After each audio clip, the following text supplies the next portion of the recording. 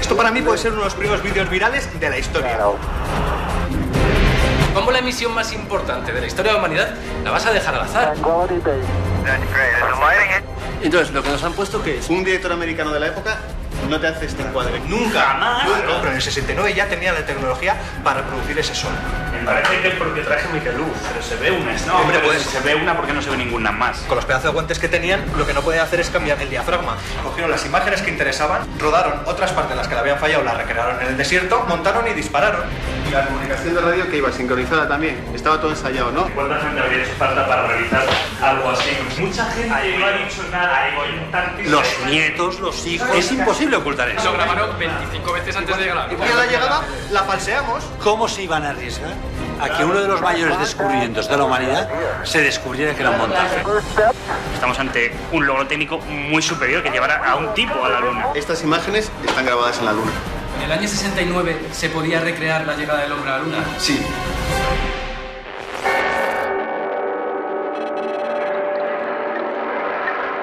Buenas noches y bienvenidos a la nave del misterio. Es sin duda el gran debate. Uno de los más apasionados. Y verán, yo lancé esta especie de propuesta, así a la ligera, como a veces ocurre, o como muchas veces ocurre.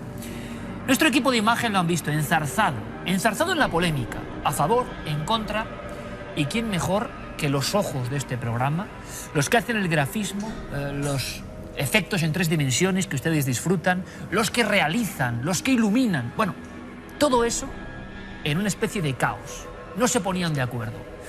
Los técnicos tienen muchas dudas. ¿Y ustedes? Muchas personas piensan que ni siquiera hemos llegado a la Luna. Nosotros lanzamos otra cuestión a debate, a un gran debate de claves del siglo XXI. ¿Son verdaderas las imágenes que dieron la vuelta al mundo? ¿Las imágenes más importantes quizá de todos los tiempos? ¿Son auténticas? ¿Estas que están viendo son reales? ¿El paseo lunar de estos héroes ocurrió exactamente así? ¿O hay algo de fondo? Las encuestas son sorprendentes y luego las daremos. De inmediato, sin perder un segundo, entramos en esta cuestión, en esta confrontación siempre amistosa, pero con vehemencia, con autenticidad y, por favor, que en cada salón de este país se reproduzca la misma puesta a punto de ideas. Siempre se aprende algo, desde luego. Yo espero hacerlo esta noche. Comenzamos con cierta sorpresa, la van a ver, con Manuel Fernández. Él es uno de nuestros realizadores de exteriores. Uno de los genios, junto con Manuel Romo, que crean historias que ustedes ven encarnadas en actores, escenas. Como creador y como técnico nos va a dar, yo creo que otra visión. Manuel, bienvenido. Muchas gracias, Iker. Hola. Tu titular. La pregunta es, ¿estas imágenes, estas filmaciones y fotografías son reales? Si me preguntan si alguien se atrevería en el año 69, y mucho más un presidente de los Estados Unidos o su gabinete, a retransmitir en directo para toda la humanidad, mi respuesta es no, nadie se atrevería. Sabiendo lo que es la televisión, ¿consideras que es imposible y esa emisión fue en directo para todo el mundo? Técnicamente hay una serie de problemas, según dice Manuel, y según ustedes luego opinarán. Con cámaras, con instrumentos que están viendo, antediluvianos para los tiempos que corren, y con los que se gestó esa auténtica hazaña de siglos. Más opiniones. José Manuel Nieves, de sobra conocido, un poco la voz de la ciencia en este programa y que además nos gusta mucho cómo defiende los postulados porque creo que él no tiene la menor duda. José Manuel. Hola, Iker. No, efectivamente no la tengo. Y bueno, en cuanto a esto de las imágenes, le diría que las primeras imágenes son del Apolo 11. Eso quiere decir que hubo por lo menos 10 misiones anteriores y algunas de ellas estuvieron dedicadas precisamente a solucionar ese problema, el de cómo transmitir esa imagen. Y entonces, ahí están. Pero mi opinión es que, por supuesto que son auténticas. Hay muchas pruebas que se han hecho, que las hablaremos a lo largo del programa, que demuestran que son auténticas. Y a mí me gustaría, de verdad, que esta noche todos los espectadores de Cuarto Milenio nunca más volvieran a cuestionarse ni si el hombre fue a la Luna, que por supuesto fue, ni si hay una conspiración o no. Perfecto, lo conseguirá José Manuel Nieves. Doy un dato más. Han pasado 3 años y seguimos sin saber, por lo menos en la noticia, los titulares, qué fue con las latas iniciales de las filmaciones de la Luna. Fue una noticia impactante. que resucitó este asunto. Las primeras tiras de alguna forma de celuloide de esta hazaña de siglos se habían perdido. Eso evidentemente alimentó el asunto de la conspiración oculta. Para hablar de eso no puede haber otra persona, nuestro querido amigo, director de la revista Año Cero, Enrique de Vicente. Enrique, bienvenido. Muy buenas noches. Te pido tu titular. Bueno, mi titular sigue un poco al de Nieves y es, yo creo, por el contrario, creo que sí fuimos a la Luna, no tengo duda de ello. Ahora, ¿fue en ese momento, antes, después y cómo? ¿Fue lo que se nos mostró auténtico? Yo defiendo radicalmente el derecho y el deber de la gente de seguirse cuestionando eso y cualquier otra cosa. Es a fin de cuentas la única libertad que nos queda. Ya más allá de la libertad de expresión, la libertad y la obligación de dudar de todo lo que nos cuenta el sistema establecido. Nos han engañado muchas veces americanos, rusos y otra serie de potencias a lo largo de toda la historia. Si los americanos, como yo creo que ya está demostrado, nos han engañado tantas veces, ¿por qué en este caso no? Vamos a ver, lo que estaba en juego ahí era no ya solo ganar el primer gran combate de la Guerra Fría, casi el definitivo, sino y de demostrar al mundo que la gran superpotencia hegemónica era Estados Unidos, sino más allá de eso, si en ese caso hubieran tenido el más mínimo fallo, como ha dicho Manuel, el más mínimo fracaso, eso habría sido un hundimiento total. Así que yo creo que tenía que haber un plan B, esa es la hipótesis que planteo, y eso planteará otras muchas preguntas para las que tengo respuesta, como ¿por qué los rusos no lo denuncian? Perfecto. Plan B, esa es la palabra. Antes de entrar en debate directamente, creo que José Manuel Nieves se lanza ya. Nuestro buen amigo Alberto Jiménez, director del Observatorio Castillo de Borovia, al que le agradecemos siempre toda su ayuda y todo su entusiasmo. Desde el punto de vista científico, vamos a ver qué nos cuenta él. Alberto, bienvenido, buenas noches. Hola, buenas noches. Gracias por estar con nosotros. Tu opinión, tu titular, por favor. Sí, mira, yo en este caso, pues yo desde luego pienso que son las fotografías, son legítimas, han sido tomadas en la Luna y no hay ningún tipo de duda al respecto. Sí que quiero incidir precisamente en la causa de que se dude de todo esto, y es que quizás es lo que ha dicho Enrique, que el problema es que como los americanos nos han metido tantas, pues claro, nos mostramos realmente escépticos, ¿no?, ante todo lo que nos cuentan. Esto no quiere decir que haya que dudar de todo ello. Sin más, por decir algo, ¿no?, al respecto, ¿no?, en este tema que tantas dudas ha suscitado, decir que, bueno, sin más, ¿por qué los rusos siempre reconocieron no solamente que los americanos llegaron a la Luna, sino el mérito de esa misión?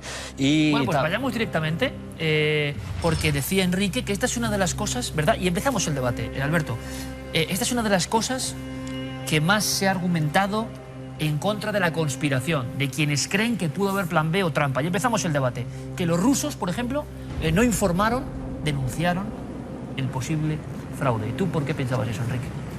Hay muchísimos motivos, muchos, pero el más importante, el que más peso tiene, es que la historia espacial rusa es toda una sarta de mentiras. Primero, es absolutamente incierto que el primer vuelo tripulado fuera el que ellos dijeron.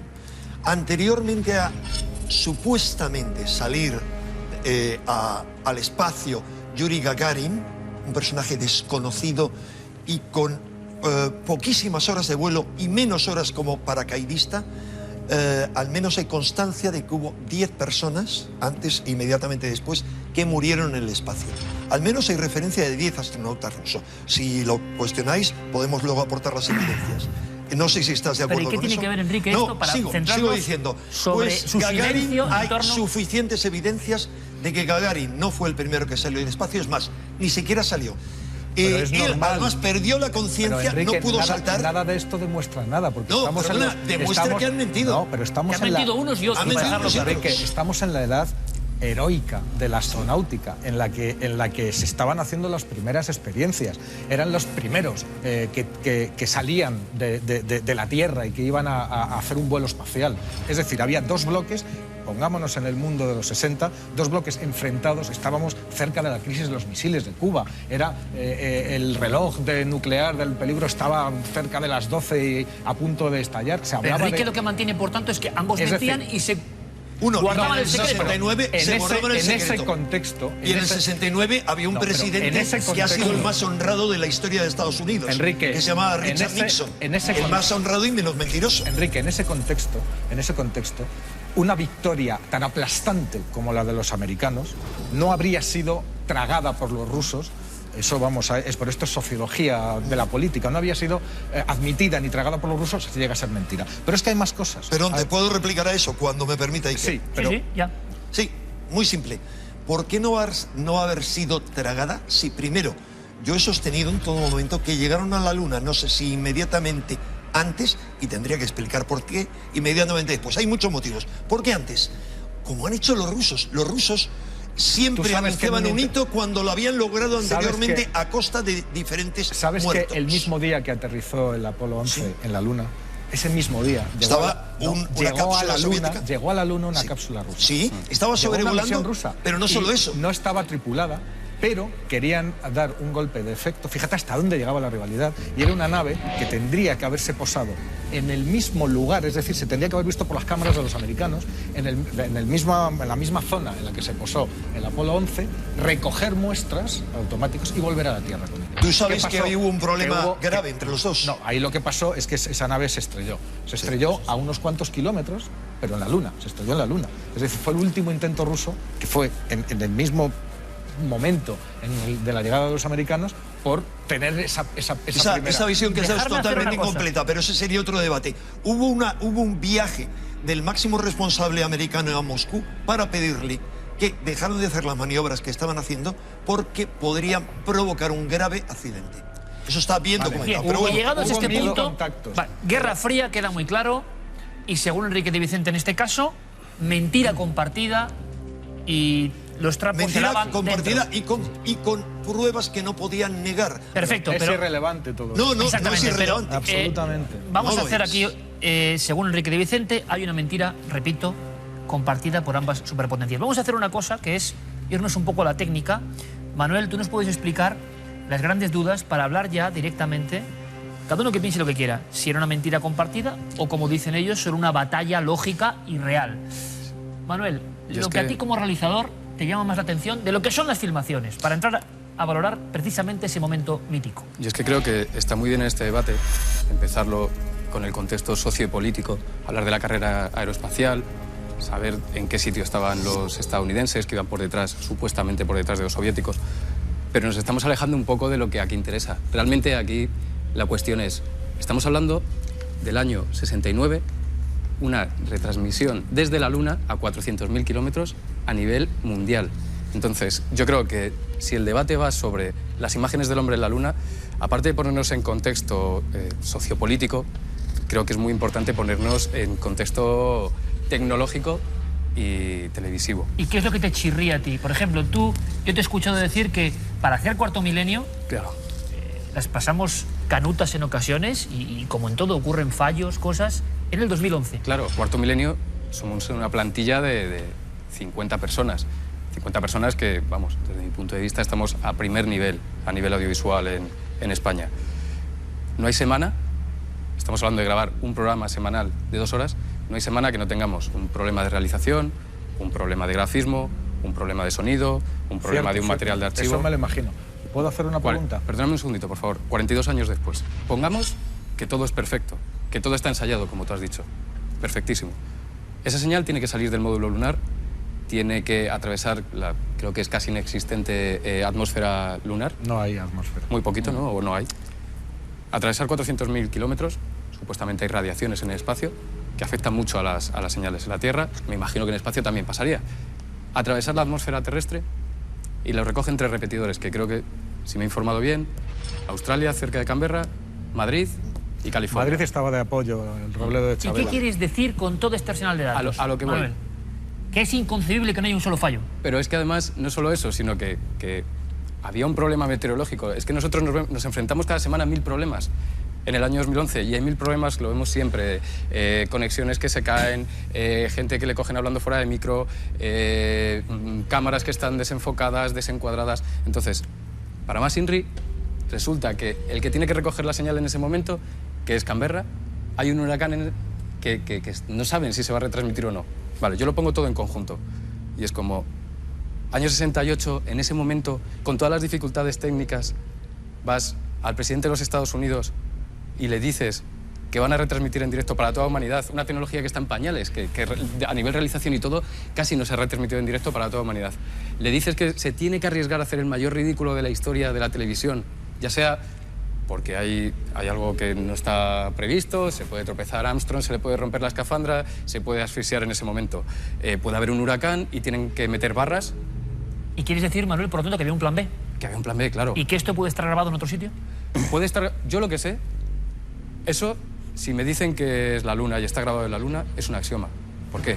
Porque eso se ha grabado en la Luna, me lo legitima la televisión, me lo legitima la NASA. Yo lo que digo, eso exactamente lo puedo grabar en un plató. Y hablo del 69, no estoy hablando ahora con los medios técnicos que tenemos. Yo lo que sí sé seguro es que en el 69 eso lo podía grabar en un plató o en un exterior.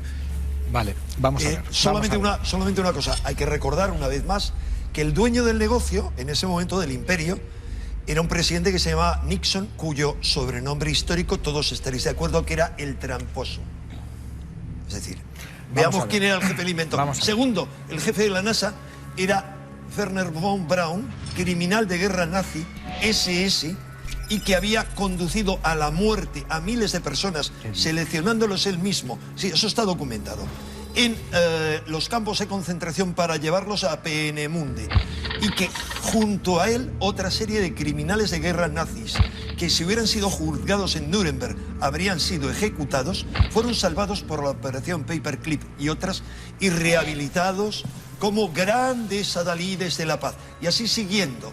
Es decir, esa es la NASA, esa es la seriedad de la NASA y la seriedad de ese presidente. Enrique, no, Enrique. Esos mensajes que lanzas son... Vamos a ver, al tema de las imágenes.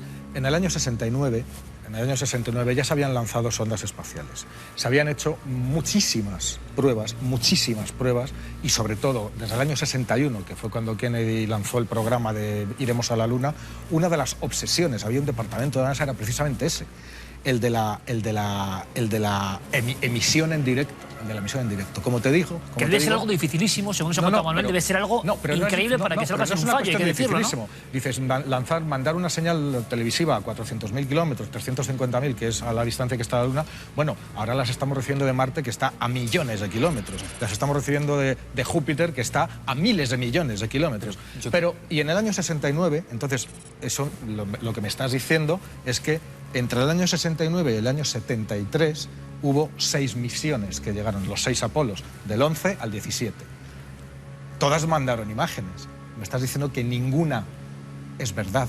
Porque entonces, o si no, ¿cómo pudo la tecnología esa tan No hay un argumento de peso. Todo lo que he dicho yo no has podido ver en ningún momento que yo haya dicho que no haya imágenes de la Luna. Se colige porque si en el año 69 no había tecnología para analizar eso, ni en el 70, ni en el 71, ni en el 72. Yo he oído que si se la van a jugar. Eso es falso. ¿Se la iban a jugar?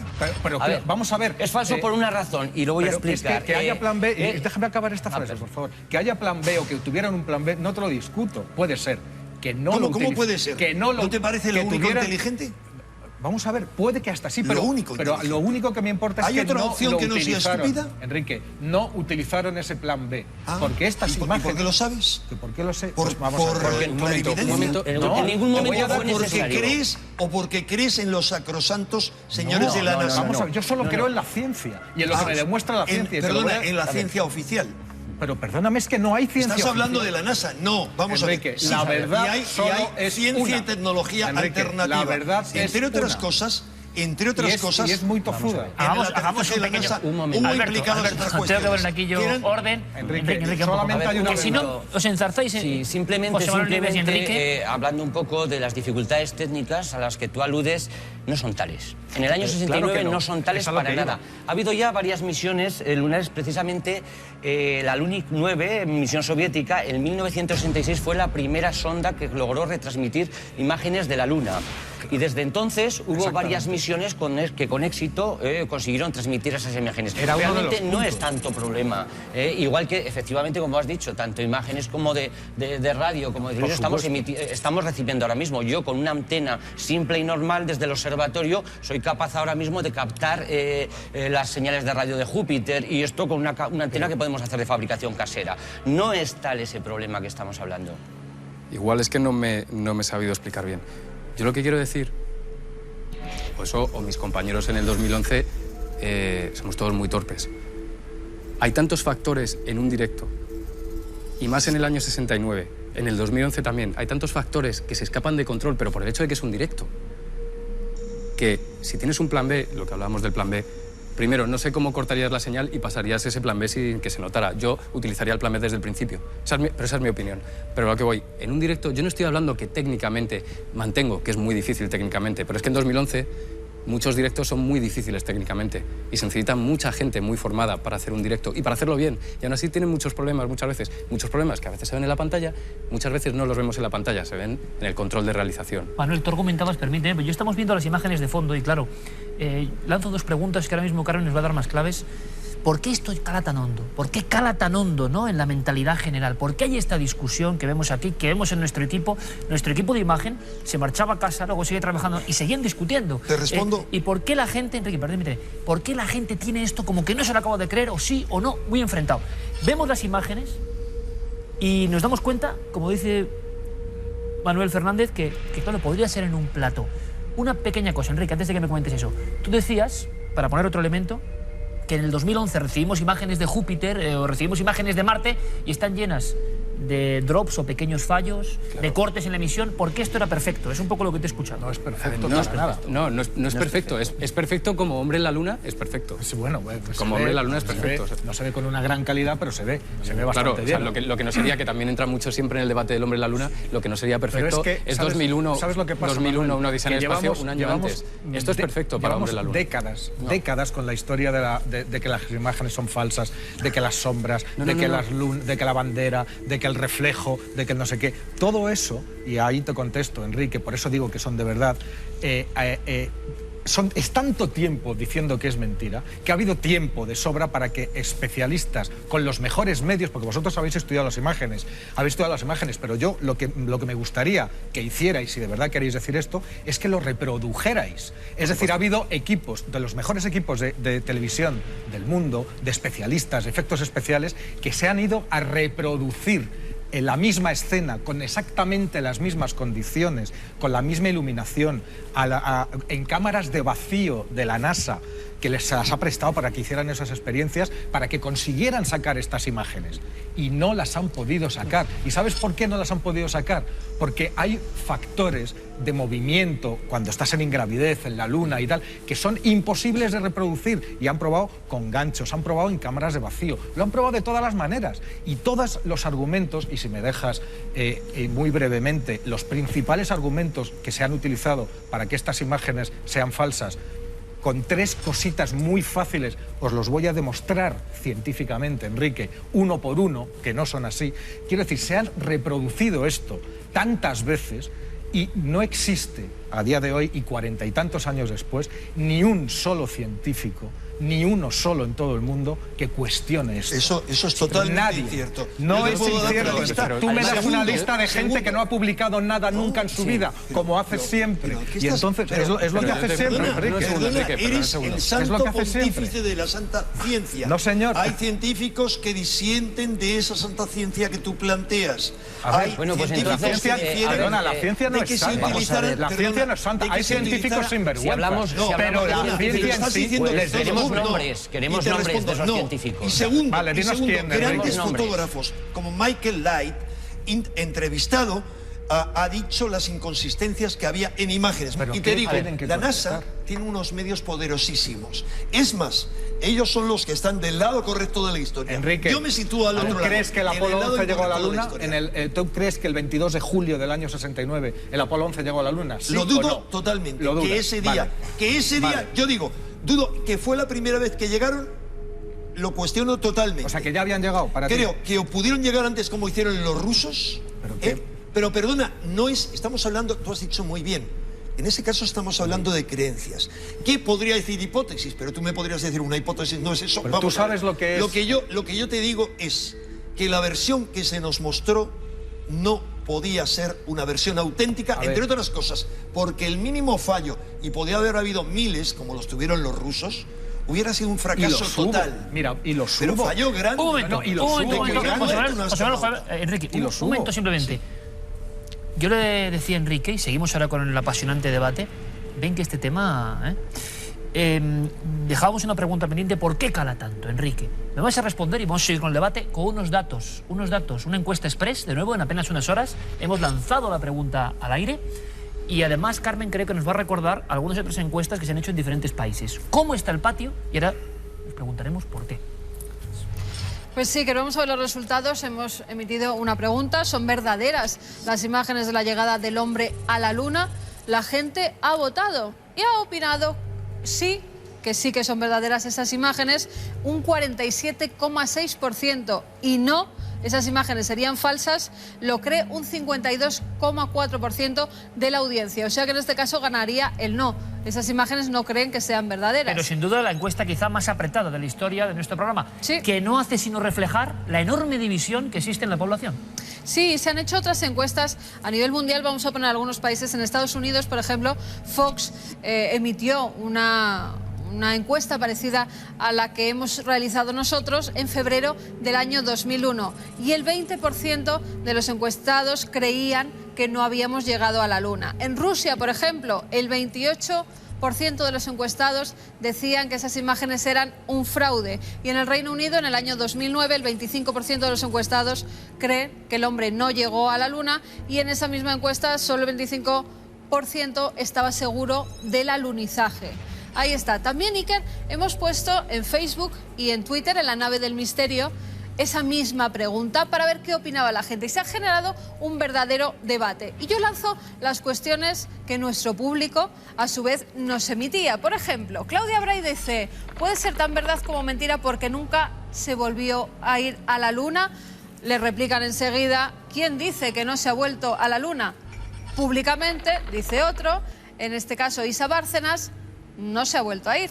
Paco Segurado, creo que llegaron, pero por algo no pueden mostrar las imágenes. ¿Habrá algo en las imágenes que no podamos ver? En ese sentido, más conspiranoico. ¿Se grabaron objetos volantes? ¿Se grabó algo más que estaba en la superficie lunar?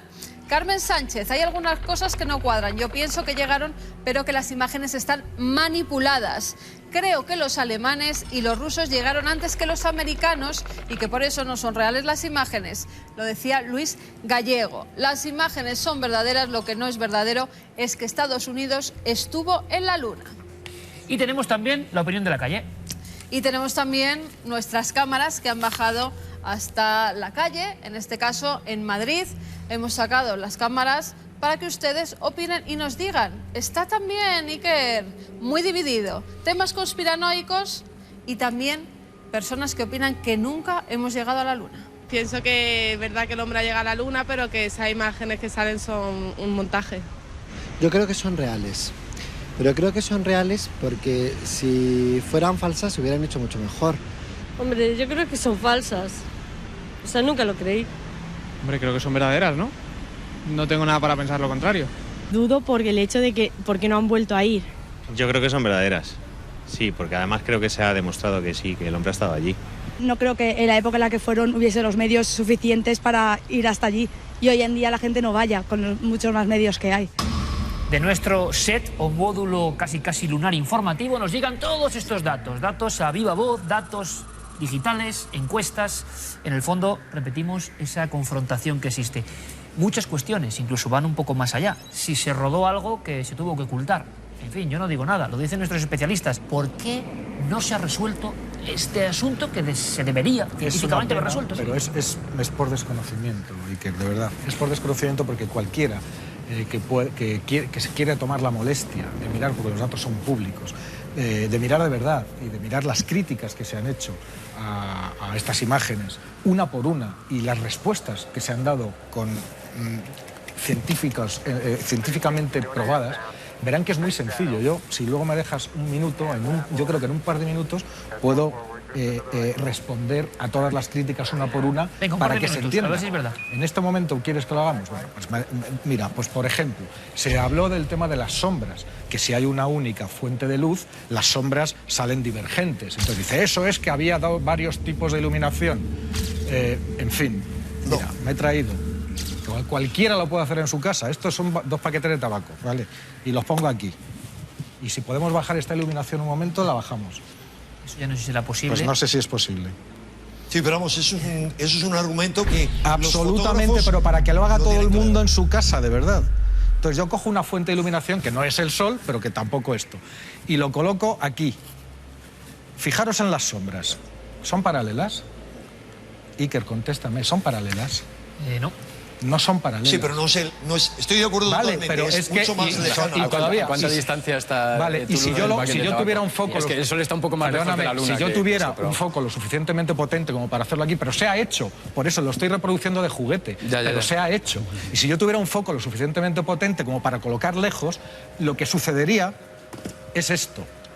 Es que no están en el mismo, al mismo relieve. Y entonces cuando un foco único enfoca a 2 objetos que no están en el mismo relieve, las sombras divergen. Bien, y esto el tema de las sombras para ti solucionado. Y esto es Las irregularidades de la Luna tienen que ver precisamente en que las sombras se vean divergentes. Es un efecto de perspectiva Sí, pero vulgar. hay otras 30 dudas aparte de esa. O sea, sigamos. Vale, no, pero hay otras dudas, sí, hay otras dudas. Es que eran muy buenos. Hemos dicho 2 minutos. Ten en cuenta que Von Braun colaboraba con la compañía Disney desde los años 50. Déjame con los 2 minutos porque con los mejores técnicos para la mejor película de la historia. Mira, se hablaba del polvo.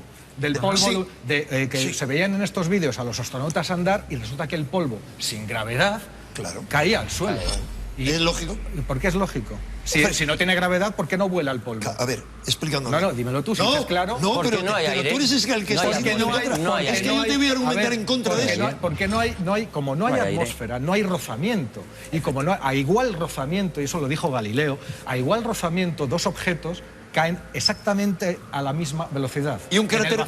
¿Y por qué no dejó cráter el módulo lunar? Porque los mismos gases no se disuelven. Primero, el módulo lunar reposó suavemente, o sea que no fue de repente. Y además, los gases que emanan en ausencia de atmósfera se disuelven y no forman ese Bueno, te respondo. El módulo aterrizó tan leve como una pluma que tuvo unos desperfectos enormes que se ven. ¿Estás de acuerdo, no? ¿Sabes de qué estaba hecho ese módulo? Una gran parte del módulo estaba hecho de aluminio, con papel de plata. Es obvio, si se veía. Claro que se veía. Claro. Entonces eso se deforma muchísimo. Bueno, ¿sabes cuál fue la respuesta que me dio a mí el ingeniero jefe que controlaba el módulo, la construcción, etcétera, en directo, ante unas cámaras de televisión? Ante esas... a todas las preguntas lo único que me respondía era: los americanos somos los mejores, etcétera. Te doy mi palabra de honor, y tenía testigos delante importantes, como Javier Sardá, que cuando en privado le dije, cuando venga a Madrid, si vienes, ay, sí voy a ir y tal. Hablábamos, tengo mucho interés en hablar contigo. Digo, ¿pero por qué? Y dice, no, por cosas que me han dejado impresionado. Digo, ¿pero qué? ¿Sobre todo qué? Y me dice, ¿por qué el módulo no dejó cráter y no dejó polvo? ¿Por qué no dejó un cráter? El ingeniero jefe, te lo acabo de eso responder. Está formado, ya salió por televisión. Pero si es que, a ver, si tú está bajando... por favor, explícalo tú. Sí. Vamos, lo acabo de responder exactamente. Primero, igual que cuando aparcas un coche, lo haces despacio, lo mismo en la sonda. Y la verdad es que en el momento en la gravedad, en la Luna hay un sexto de gravedad aproximadamente. Los motores se encendieron en una retroalimentación para ir hacia arriba, entonces realmente apoyó suavemente. Pero es que aparte, esa misma emisión de gas, al no haber ahí aire se disuelve, es decir, que no enfoca directamente hacia un punto, y esto físicamente es así. Solamente el impulso directo de las toberas dirección al polvo, el choque directo de esos gases con el polvo es lo que puede hacer mover un poquito el polvo. Entonces lo que hace es mover el polvo, pero no produce el mismo efecto que producimos aquí en la Tierra, de que cuando soplamos o cuando tenemos un eso, de repente se levanta polvo porque aquí hay atmósfera, que es lo que lo está moviendo. Simplemente se mueve el polvo un poquito. Se mueven las cosas si alguien las mueve. Nada más. Si alguien las mueve. Por favor, lo he leído en internet todo eso, pero el ingeniero jefe, que está jubilado hace mucho tiempo, no. Y realmente estaba asombrado. O sea, es curioso, ¿no? Resulta que las personas que estaban ahí y que han estado en ello, no tienen respuestas, pero 30 y tantos años después, con el esfuerzo de miles de científicos, sí se ha dado respuesta. El tema del polvo que dices desde el punto de vista técnico. Las respuestas, si no se quieren ver, no se ven. Sé que podemos hablar de los clásicos. Hay 5, 6, 8 clásicos que son muy divertidos de analizar. No, pero están todos resueltos. No, es que yo te doy la razón. Es que te doy la razón en todos. O sea, tú me das tu explicación y es cierta. Yo te digo, desde mi punto de vista, y como lo vimos ayer en la productora, hablando con directores de fotografía muy experimentados, es: ¿iluminarías así con esa luz de relleno? Sí. ¿Ves aquí un pelotazo de luz? Sí. ¿Ves aquí? Que la luz de relleno llega del propio regolito, sí, que es muy reflectante. Entiéndeme que es verdad. Que te doy la razón. Pero que lo harían exactamente como tú harías hoy. Lo haríamos así, pero más allá de todo eso, yo digo que esas imágenes son de la Luna y que esas imágenes, la explicación que la gente no quiere encontrar es la que tú das. Seguro que es cierto. Pero es que yo a lo que voy es cómo funciona el negocio de la televisión. O sea, y cómo funciona en Estados Unidos, ¿no? Que es el Showtime. Entonces, yo voy a poner 2 ejemplos muy claros. Uno es muy cercano y otro todavía más. El primer ejemplo, muy cercano. Hace 5 minutos acabamos de tener un problema aquí, en el plató. No se va a dar cuenta ninguno de nuestros telespectadores. No voy a decir cuál ha sido el problema, todos lo sabemos. Vale, pero... ¿Quién lo ha visto? No, entiéndeme, que yo... Es a lo que voy de por qué las imágenes de la Luna están manipuladas. Yo no estoy diciendo que eso no sean imágenes de la Luna. Yo digo, desde mi punto de vista, desde mis compañeros, de cómo trabajamos en televisión... O sea, que me estás diciendo que pueden haber sido a lo mejor o mejoradas, o tratadas, o tal, pero nunca falseadas. ¿O grabadas en un plató? No, grabadas en un plató, que es la pregunta inicial, son auténticas. Sí, es que, mira, para mí la televisión, y sobre todo en esa época, la grandeza de la televisión y en esa época dorada de la televisión de Estados Unidos, es que legitima todo. O sea, esas imágenes, si es mentira, es que es una mentira tan bonita y tan hermosa que todos nos ha hecho volar tantas veces la imaginación. ¿En qué dices que son falsas? Si dices que esas imágenes efectivamente han sido tomadas en la Luna... Evidentemente, por cómo funciona la televisión, el gobierno... ¿Cuál es la falsedad? No, están manipuladas, porque eso no se podía retransmitir en directo. No se podía permitir que se retransmitiera en directo. Solo un estúpido lo habría hecho. Perdona un segundo, Enrique. Manipuladas, ¿qué quiere decir? Que no había astronautas ahí, que no estaban... Déjame terminar. Eso no era estúpido. Vamos a ver. No, pero manipulados. Te quiero decir cómo están manipuladas. Te quiero decir, dándote otro ejemplo cercano también. Otra de las imágenes icónicas de mi infancia. Barcelona 92. ¿Vale? Llega un atleta, recorre el estadio. España quiere demostrar que, bueno, hemos avanzado mucho en los últimos años, somos una potencia occidental. Hoy ya estamos al nivel de muchas potencias europeas. Lo demostramos con Barcelona 92, con los Juegos Olímpicos. Vamos a encender el pebetero con una flecha. Impresionante, no se ha hecho nunca. Yo no sé quién tuvo esa idea, me parece de las más brillantes, desde luego de la televisión española, seguro, y de la televisión mundial. Es una imagen que se ha visto en todo el mundo. ¿Me quieres decir que había un plan B? Hombre, por cómo está realizado, lógico. O sea, se enciende la flecha, en ese momento la realización cambia a un tiro de cámara que vemos como en ningún momento... O sea, vemos cómo se enciende el pebetero, pero no vamos a ver en ningún momento si esa flecha falla. Y seguro, y bueno, se ha hablado más de una vez, hay un señor con un botón que da el botón, puede fallar la flecha o no, desde ese tiro de cámara no vamos a ver si ha sido la flecha o no, y se enciende el pebetero. Vale, y entonces, ¿cómo se conjuga el hecho de que pienses que esas imágenes efectivamente se tomaron en la Luna y que sean falsas? ¿Dónde está la falsedad? Para mí, con presiones que sufriría yo como persona que trabajo en la televisión y tengo posiblemente en mis manos la retransmisión más importante de la historia de la humanidad, falso directo. Y yo te pregunto, o un mes antes. O sea, lo realmente importante en ese momento, o sea, ante la magnitud de haber arrancado a los primeros seres humanos del cordón umbilical de la Tierra y llevados a otro planeta, que es la Luna, ante la magnitud del primer hombre pisando la Luna, ¿tú crees que eso realmente merecería la pena? Porque cada minuto, sabes que las salidas, y si no lo sabes te lo digo, las salidas estaban muy milimetradas, tenían que estar exactamente el tiempo que tenían que estar para hacer eso que tú dices, se necesita tiempo para hacerlo bien y No, yo no te digo que esté ensayado, eso está manipulado.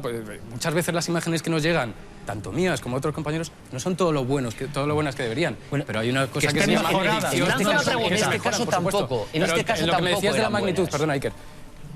Cuando me dices que esa magnitud en este caso tampoco eran buenas. Pues ¿qué quieres que te diga? Es que lo que estamos viendo son las imágenes que han quedado, las mejores imágenes que han quedado, pero hay muchísima parte de esa imagen que son carretes velados.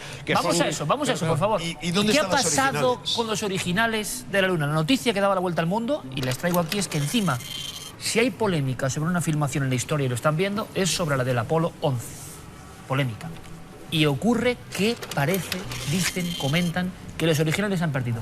¿Qué opináis vosotros y qué opináis vosotros? Los originales, esos fueron guardados en Australia en algún lugar y reutilizados, y como material sobrante que se reutiliza, se vuelve a grabar encima, pero el original televisivo... No es la versión exacta. El original televisivo, que es lo que permaneció y luego fue rebotado y grabado en todas las televisiones, es lo que tenemos. Y la NASA ha estado 20 y tantos años... No el original, una copia. La copia, sí, la copia. Es una copia. La copia no. La transcripción a formato de televisión. Vale. Pero claro, del RAW, que pues se podrían haber obtenido a lo mejor imágenes mucho más, con mucha más calidad, se podrían haber tratado de otra manera. Eso fue lo que desapareció porque eso se grabó encima. Pero es una pérdida tremenda, ¿no? Eso sí que es una cuestión de creencia, es decir, realidad contra creencia. ¿Crees en la NASA? No, pero la NASA se ha pasado 20 y tantos años con un equipo buscando esos originales. Porque hay mucha gente honesta. Claro, la mayoría de la NASA es gente honesta. Y al final la inmensa mayoría. Y la única explicación posible es que sucedió, o sea, lo que pasó fue eso, fueron reciclados como cualquier otro material. Pues pero de verdad, también, es como si me dices, eran cintas en cajón. Que grabaste un anuncio tengo que grabar encima de una cinta. Tengo el último festival de Eurovisión y las originales del alunizaje. ¿Cuáles borro? Sí, claro. Pues, me parece un poco Voy marcha atrás un poquito en el tiempo. Yo estaba defendiendo la honradez de la inmensa mayoría del personal que trabaja en la NASA. Pero hablamos del año 69 y resulta que si hubo un fraude, los dos grandes responsables de la gran superproducción cayeron uno después del otro. Sabemos lo que ocurrió con Richard Nixon, el Watergate. ¿Qué superproducción? De la superproducción que hemos visto como la filmación de la NASA. No, pero estoy refiriendo a eso. Hombre, hablo con sorna. Bien. Entonces, lo que te decías, Richard Nixon cae como el único presidente de la historia que se demostró que hacía trampas. Automáticamente se desencadenan toda una serie de investigaciones en Congreso y en Senado en el año 75, 76, que llegan a descubrir, entre otros cientos de cosas increíbles, las operaciones de control mental, todo un montón de cosas más. Y curiosamente, en ese momento que está la investigación en el Congreso y el Senado, muere de forma súbita Wernher von Braun. Es decir, estamos llegando al fin de la época de los mentirosos. Tendríamos que haber documentado cómo Wernher von Braun pudo conseguir rocas lunares. Digo, pudo, no consiguió, yéndose a la Antártida, donde podían existir esas rocas. Que cogieron la prueba física. Es decir, hablo de una hipótesis, de cosas que no hemos discutido. A ver, aquí hay una serie de cosas que yo creo que estamos confundiendo, porque usted está hablando precisamente de la creencia en la gente de la NASA, en si son buenos o si son malos, y nosotros estamos hablando de si realmente... De hechos, si esas cosas son físicamente posibles, si realmente se rodó aquellas fotografías, si fueron reales o no fueron reales. El hecho de que haya muchas circunstancias alrededor de todo eso, que se hayan perdido las películas, etcétera, etcétera, eso no quita ni quiere decir que todo aquello sea un montaje, absolutamente para nada. Es más, lo que tendría que usted demostrar es que no es un montaje lo que usted está contando, porque realmente ahora tenemos pruebas de que el hombre ha estado ahí en la Luna, tenemos las fotografías, tenemos la explicación lógica por física y por matemática de que eso es posible y de que eso ha sido así, y lo contrario es especulación. Podemos hablar al respecto. Detectores ahí que se siguen utilizando hoy. Efectivamente, por ejemplo. Esas fotografías que además han publicado en célebres programas como Google, donde hasta el milímetro, cosa que no se había visto, parece que están los restos y demás de los alunizajes. Yo en el tema sí, además está la sonda LRO, de reconocimiento lunar, que en estos años recientes se ha dedicado a fotografiar en alta resolución la Luna y que ha fotografiado desde arriba todos los lugares de alunizaje, incluido el del Apolo 11. Pero sabes que con muy poco detalle, es decir, como sabes muy bien, hace muy poco se ha prohibido de forma terminante que los vuelos privados que se van a dirigir hacia la Luna se acerquen, ni siquiera sobrevuelen en un radio muy amplio. Porque es material en torno a eso. Ya sabes cómo son. ¿Cómo? Es material norteamericano. No, pero quiero decir, nadie se va a poder acercar, ni siquiera aproximar a comprobar. Es decir, la capacidad que tiene aproximación Google o cualquier otro medio nunca nos permitirá, en tanto no cambien las leyes, observar con detalle si todo lo que hemos estado viendo ahí fue tal cual.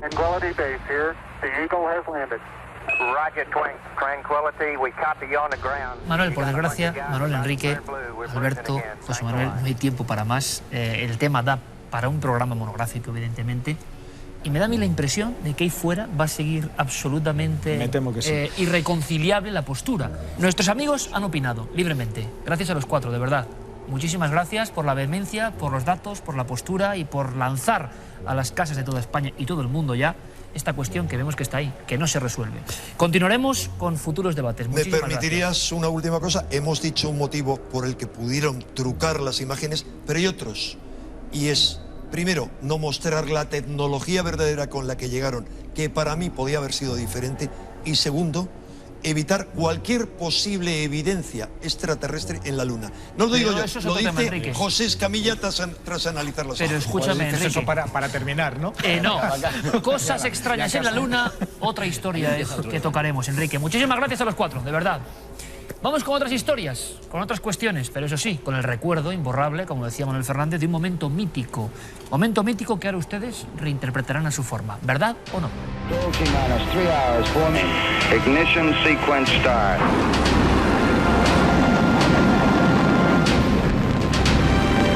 Roger. 30 feet, 2.5 down. Big shadow. Okay, Neil, we can see you coming down the ladder. That's one small step for man, one giant leap for mankind.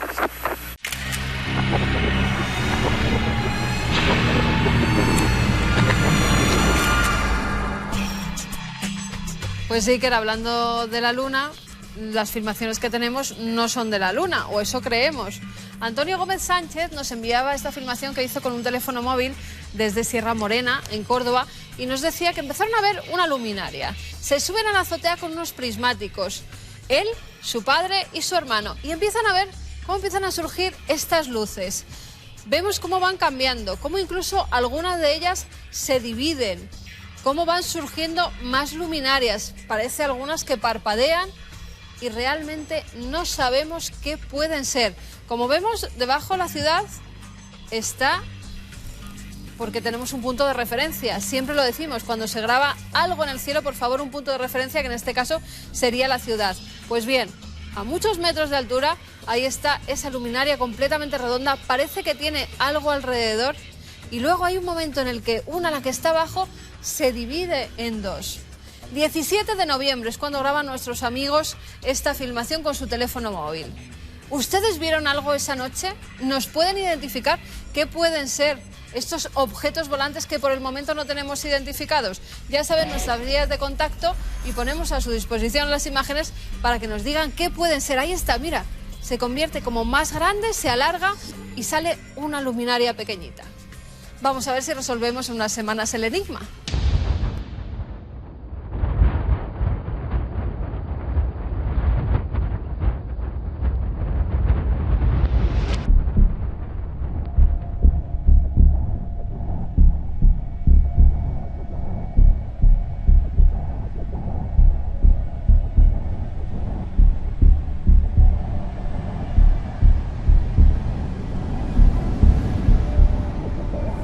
Y quizá luminarias, silenciosas, extrañas, como las acaban de ver, se pasearon en las inmediaciones de la serranía de Ojén en los primeros días de marzo de 1978. Por lo menos en el carpetón y el informe del siguiente caso límite así aparece. Varios vecinos habían denunciado la presencia, con bastante expectación, de una especie de globos luminescentes en diferentes puntos de una zona agreste, una zona bellísima, cerca de Ronda, en la provincia de Málaga. Pero verán, un elemento fundamental es que la casa alrededor de la cual se van a producir esta serie de fenómenos está muy aislada, hay que imaginarlo. Esas rocas abruptas, la lejanía de otros núcleos habitados, le dan a este caso un tinte muy especial. Es el 10º caso límite que emitimos aquí en Cuarto Milenio. Día 10 de marzo, año 78. Una familia importante, reconocida, de prestigio, una gente honrada y seria, que se disponen a ver la televisión. Uno de los pasatiempos habituales, una vieja televisión, los típicos cuernos como antena, y los están tocando. Y lo están haciendo una y otra vez, intentando descubrir el enigma de por qué la emisión se está yendo de esa forma.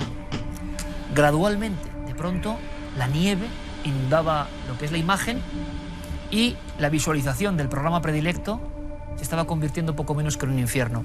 Un detalle que en aquel momento no fue captado es que desde hacía unas horas los perros de los cortijos colindantes y también el pastor alemán que ellos tenían estaban aullando.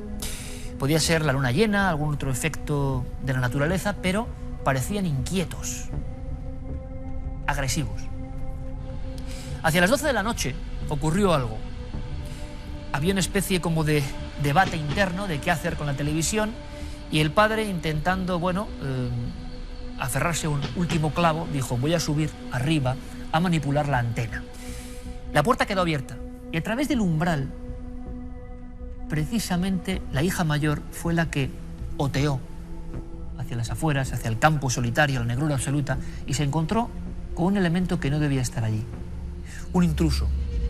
Alguien que miraba, que estaba ahí de frente. Mirar es una forma de adjetivar o de comentar algo que no es exacto, porque no había cara.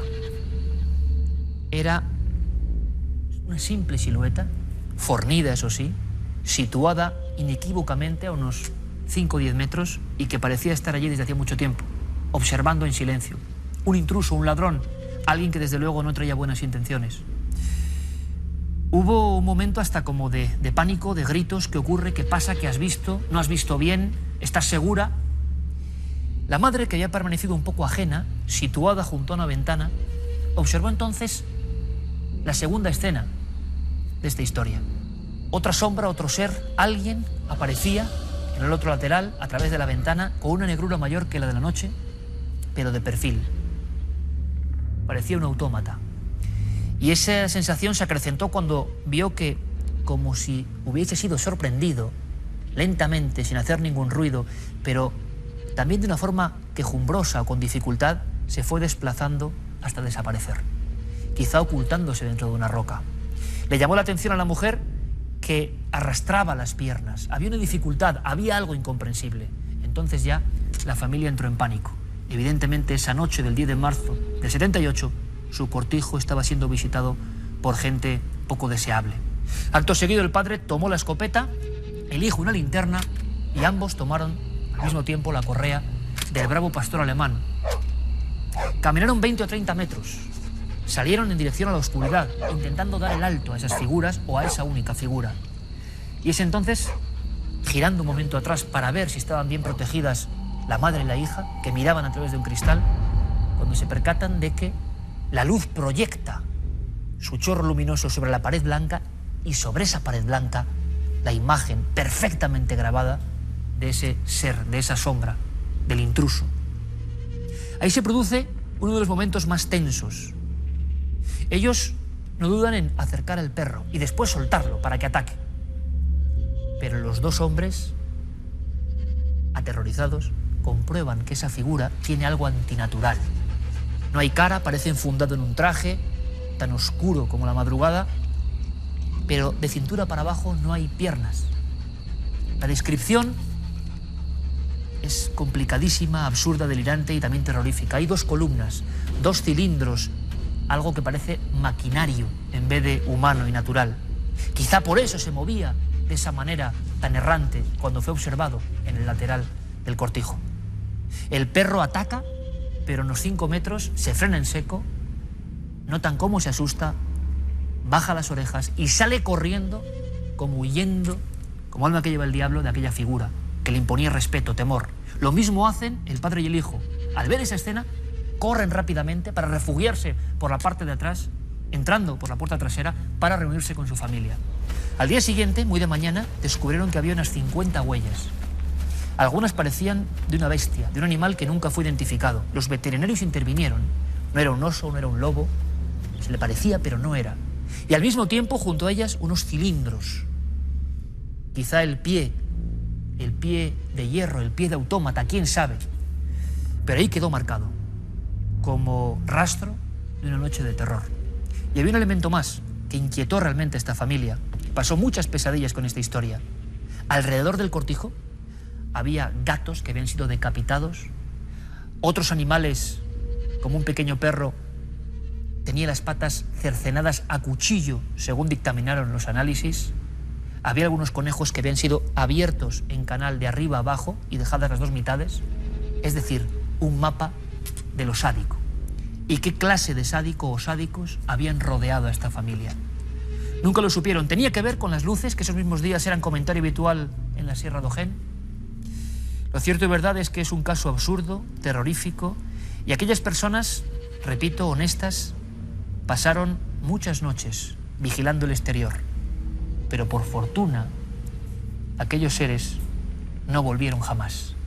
Se convirtieron, como una nebulosa, en un episodio más de nuestros casos límite.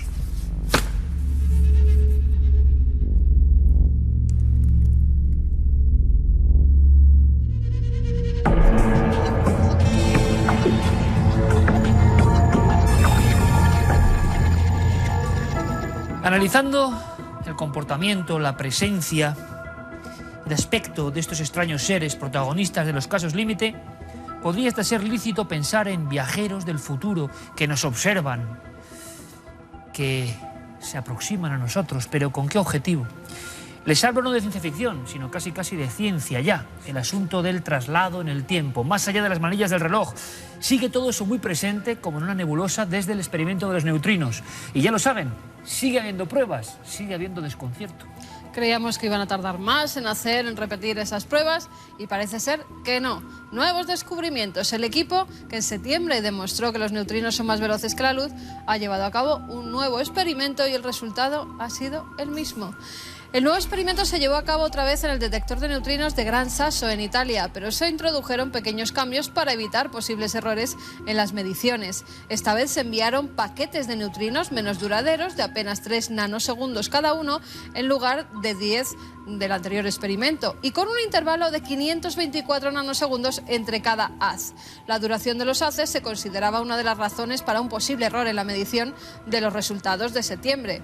Y se han producido, Iker, los mismos resultados. Los neutrinos han viajado más rápido que la luz. Lo que significa, a grandes rasgos y explicándolo en cristiano, que son capaces de alterar todo lo que conocíamos de la física. El gran fundamento en el cual se basa nuestro conocimiento de la realidad parece superado por estas minúsculas partículas de masa llamadas neutrinos.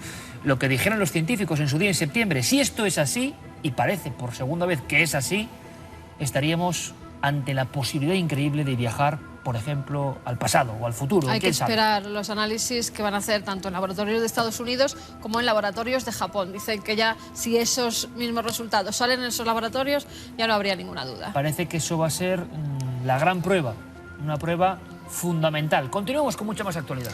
Continuamos descubriendo algo que ha llamado muchísimo la atención a nivel de Internet. Unas grandes estructuras en el desierto del Gobi en China. La gente se preguntaba qué eran. Decía que si eran mapas estelares, lo han comparado con las líneas de Nazca. Bueno, los misteriosos dibujos son tan grandes que se pueden ver desde el espacio en una zona desértica y deshabitada cerca de Dongguan, una de las paradas históricas de la Ruta de la Seda. Se aprecian enormes trazos irregulares que pueden pertenecer a unas descomunales estructuras blancas o plateadas y gigantescos cuadrados.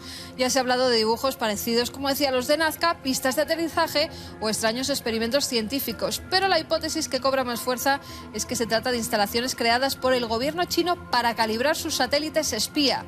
Las cámaras de estos apuntan a las redes y las utilizan para así poder orientarse en el espacio.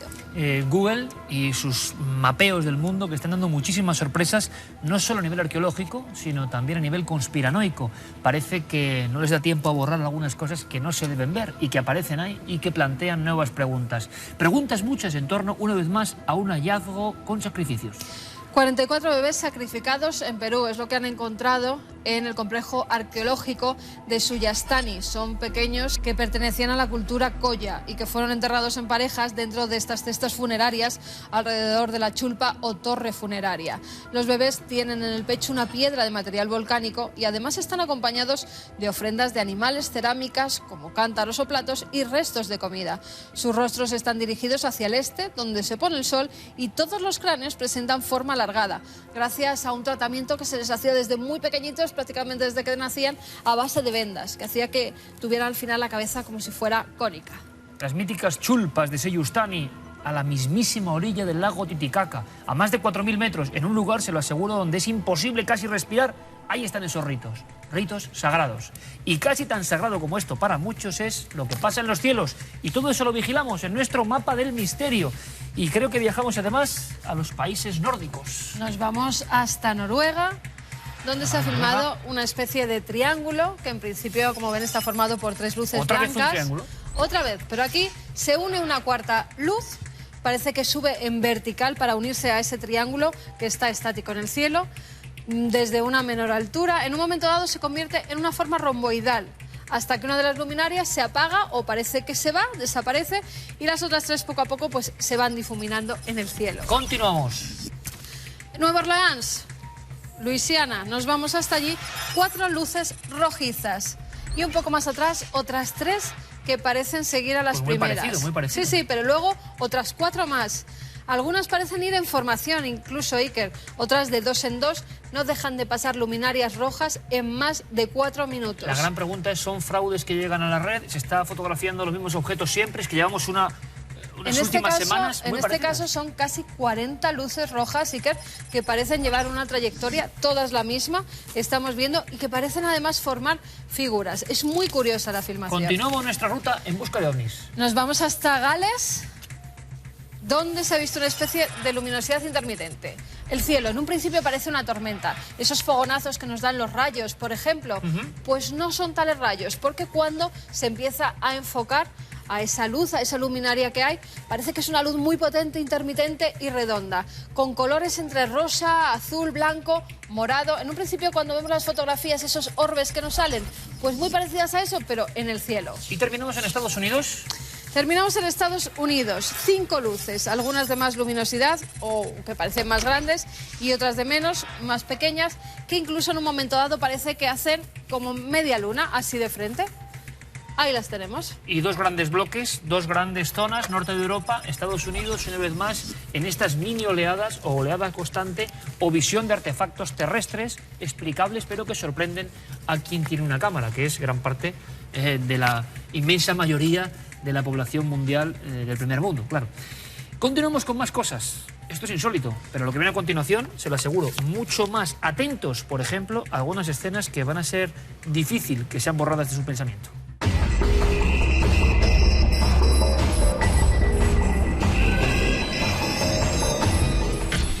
Fíjense en este esqueleto porque está dando mucho que hablar. Los arqueólogos peruanos lo han tildado de no humano. A ver ustedes qué opinan. 50 centímetros, cabeza dicen que en forma triangular, grandes ojos que tendría cuando vivía. Fue encontrado en Viracochán. Dice que tiene la fontanela abierta y sobre todo esos dientes prominentes que no encajan con la edad que debería tener un bebé de tan poca dimensión. ¿Un ser extraterrestre o por el contrario es un niño que pudo tener deformaciones? Y hablando de niños de 3 años, en este caso es una niña en Indonesia, donde los médicos se han llevado un gran susto. La pequeña fue porque la dolían mucho las piernas y la espalda. Cuando hicieron las radiografías se encontraron con que tenía clavos de hasta 10 centímetros y oxidados en su pequeño cuerpecito. Pero no solo eso, agujas también tenía en varias zonas de las piernas y también pequeñas barras de aluminio que casi a la pobre no la permitían ni caminar.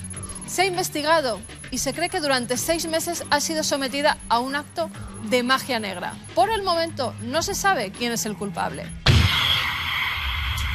Y acabamos con la historia del hombre burbuja.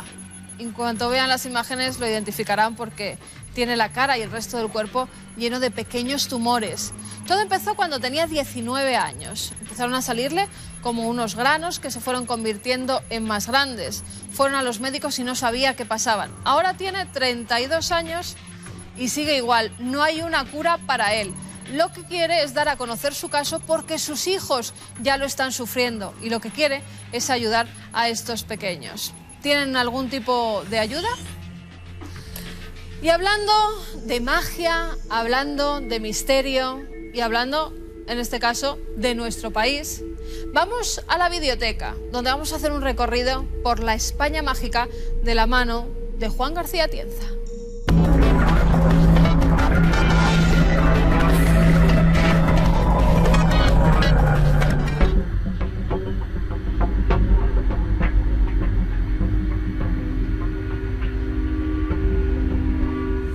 manos un libro que inició prácticamente un género nuevo, la Guía de la España Mágica.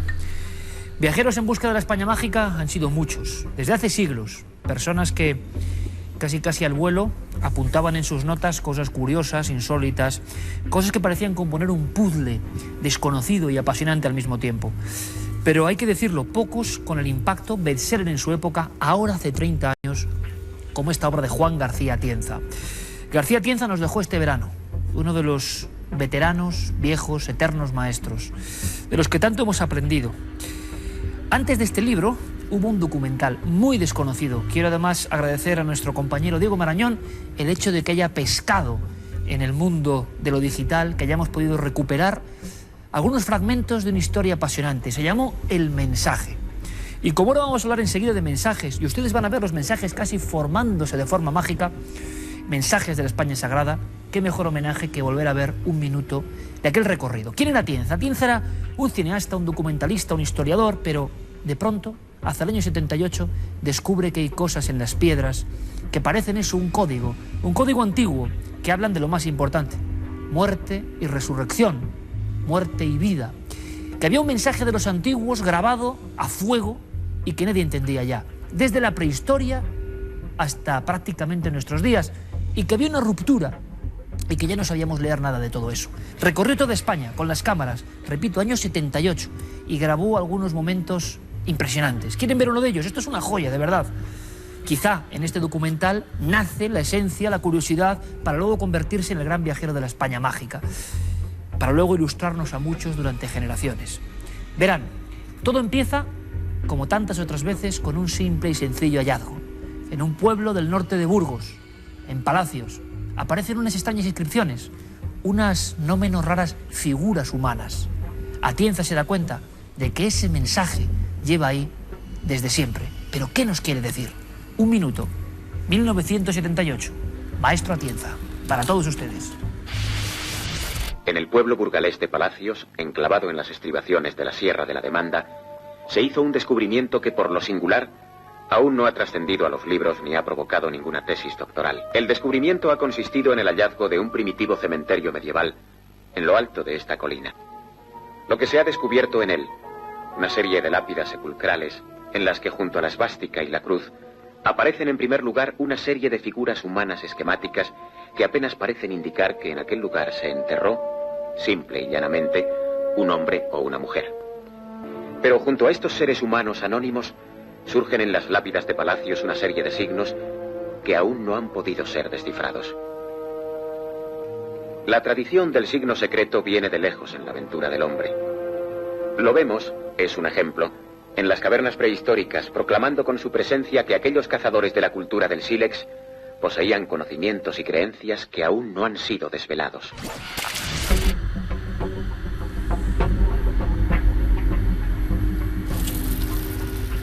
Ahí están, los códigos secretos, mucho antes de las célebres novelas. Las pistas para un mensaje que, como decía antes, ya no sabemos ni siquiera interpretar, pero que hiló las mentalidades y las espiritualidades de generaciones enteras durante siglos, y que están ahí para que alguien quizá algún día los comprenda. Yo, sin que sirva de precedente, simplemente querría, en homenaje al gran Juan García Atienza, leer unas breves frases del inicio de su libro. Un libro que hace 30 años ahora mismo, en estas fechas, pero hace 30 años, 1981, sorprendieron a todo el mundo por su planteamiento. Vean cómo empezaba el libro. Decía: buenos días, amigo lector, o buenas tardes, o buenas noches. Tanto da, porque aquí en este libro que me he planteado escribir para ti, el tiempo no cuenta. Al menos ese tiempo que corre por el reloj que llevas prendido a la muñeca como una verruga de metal. ¿Qué te voy a proponer? Poca cosa, o mucha según quieras mirarlo. El descubrimiento insólito de cuanto te rodea. La búsqueda de todo lo extraño que se encuentra entre nosotros y que demasiado a menudo dejamos escapar sin retenerlo en nuestra memoria, o lo que es peor, sin dejar que entre a formar parte de nuestra propia vida. Porque para García Atienza, como para muchos otros que hemos seguido su senda, todo esto tiene un significado. Habla de lo más profundo del alma de los hombres. ¿Por qué no, en homenaje también a Juan García Atienza, vamos a hacer algo práctico, algo físico? ¿Por qué no intentamos leer esos mensajes, aproximarnos a ellos? Para conseguir el objetivo, les propongo un experimento sorprendente. Lo van a ver. Vamos a sentir el mensaje, los signos ocultos. Para eso, una experiencia que yo creo que les va a entusiasmar, de verdad. ¿Quién va a ser un poco el medium, en el buen sentido, para que esto surja, salga a la luz? Para que notemos que hay cosas que nos comunican con todo ese lenguaje pasado. Nuestro amigo Sergio Solsona. Él es un entusiasta investigador de las tierras turolenses y ha descubierto muchas cosas que van a poder ver. Bienvenido, Sergio. Gracias, Iker. Gracias por estar en Cuarto Milenio. Te vemos aquí con instrumentos musicales de alguna forma.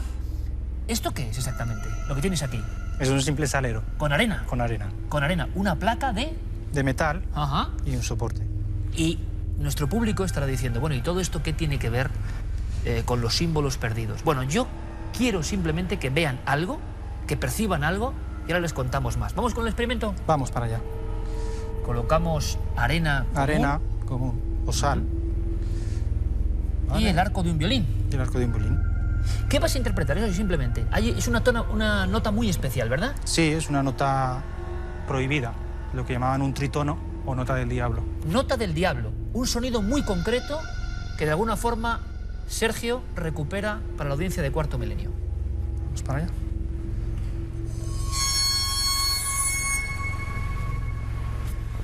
Y no me digan si esto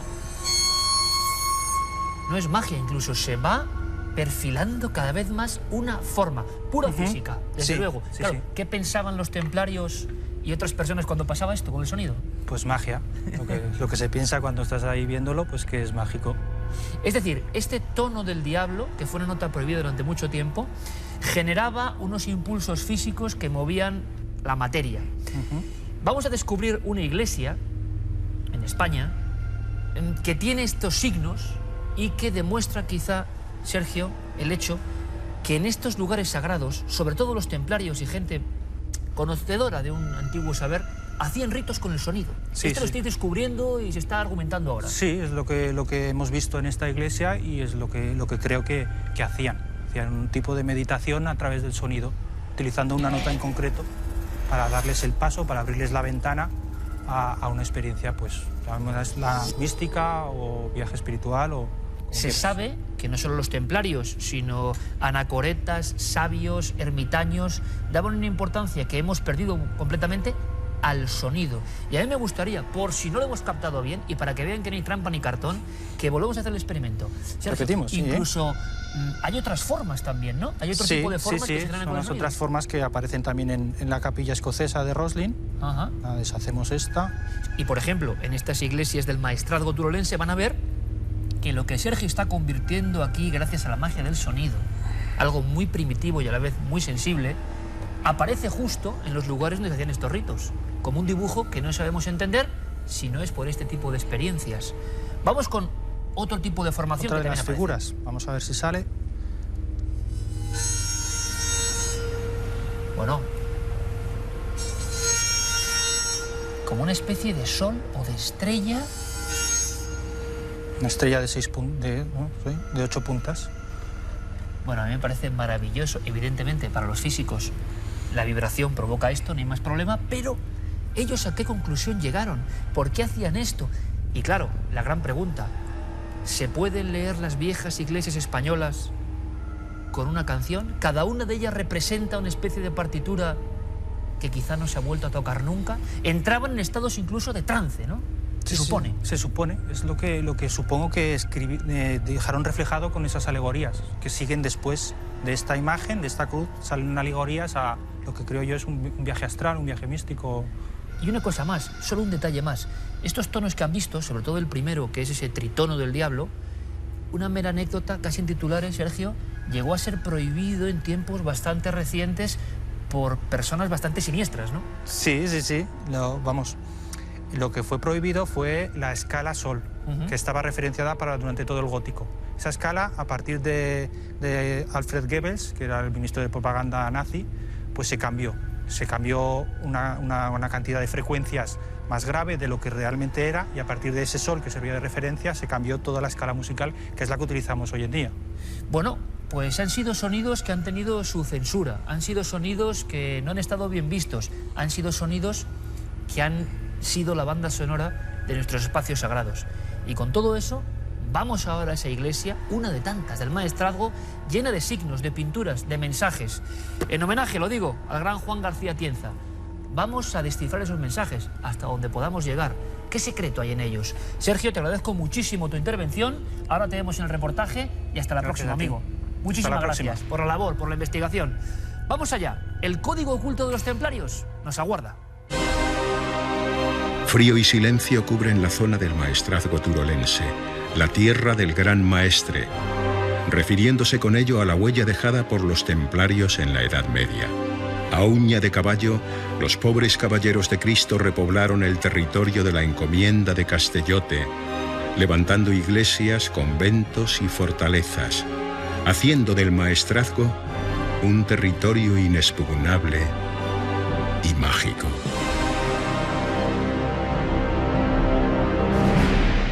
Los templarios llegan a Castellote en 1196 y permanecerán en Castellote hasta el 1308, que el rey Jaime II de Aragón los expulsará. Entre esas fundaciones destaca la iglesia de Bordón, construida en honor de la Virgen de la Carrasca, una aparición mariana del año 1212, que supone un claro ejemplo de la cohesión entre misticismo y religiosidad que los templarios supieron combinar a la perfección, jugando con la ambigüedad hasta límites insospechados. Es una virgen negra, ¿no? Es una virgen de madera oscura, de madera noble. Las maderas nobles oscurecen con los años. Y estas imágenes que iban dejando los templarios ya eran antiguas cuando las encontraban. Y parece ser que los estudiosos de arte no están muy de acuerdo en si era la Virgen o no, porque podía ser una representación de una maternidad, ya que era una mujer y un niño pequeño, con lo cual podía provenir de otro culto, pero que al cristianismo le acomodó perfectamente para Virgen María y Niño Jesús. La iglesia empieza en el 1212. La tradición cuenta que es porque encontraron un pastor encuentra una estatuilla. Esa estatuilla se lleva a la encomienda templaria de Castellote y al poco tiempo la estatuilla vuelve a aparecer aquí. Eso es una tradición que se repite, una historia que se repite en muchos lugares. El umbral de la iglesia templaria de Bordón nos sumerge en un mundo irreal, desconocido. Un espacio en el que encontramos símbolos antagónicos, formas enigmáticas que parecen aludir a extraños rituales de iniciación.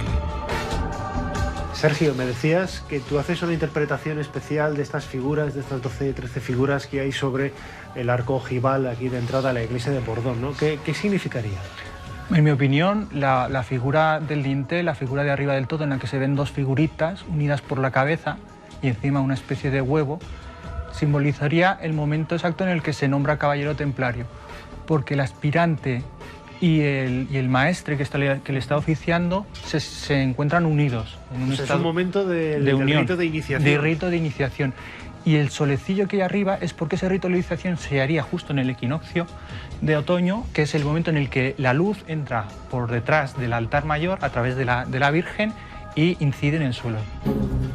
Una vez dentro, las pinturas nos recuerdan la simbología de la capilla templaria de Roslin, en Escocia.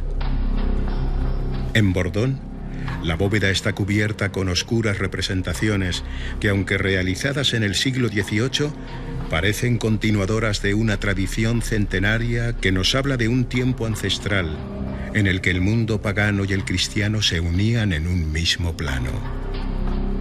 En la antigüedad, anterior al cristianismo, el tema de los árboles sagrados era muy frecuente.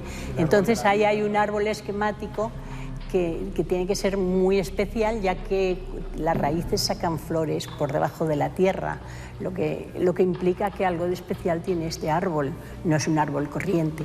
Y al lado del árbol hay un torreón que está ardiendo, que puede ser un templo antiguo que se quema. Y al lado hay otro, uno nuevo, que resurge como a una nueva vida o un nuevo conocimiento. A cada paso que damos, descubrimos escenas insólitas de los evangelios apócrifos. Representaciones de una fe solamente permitida en aquella época a los poderosos caballeros templarios.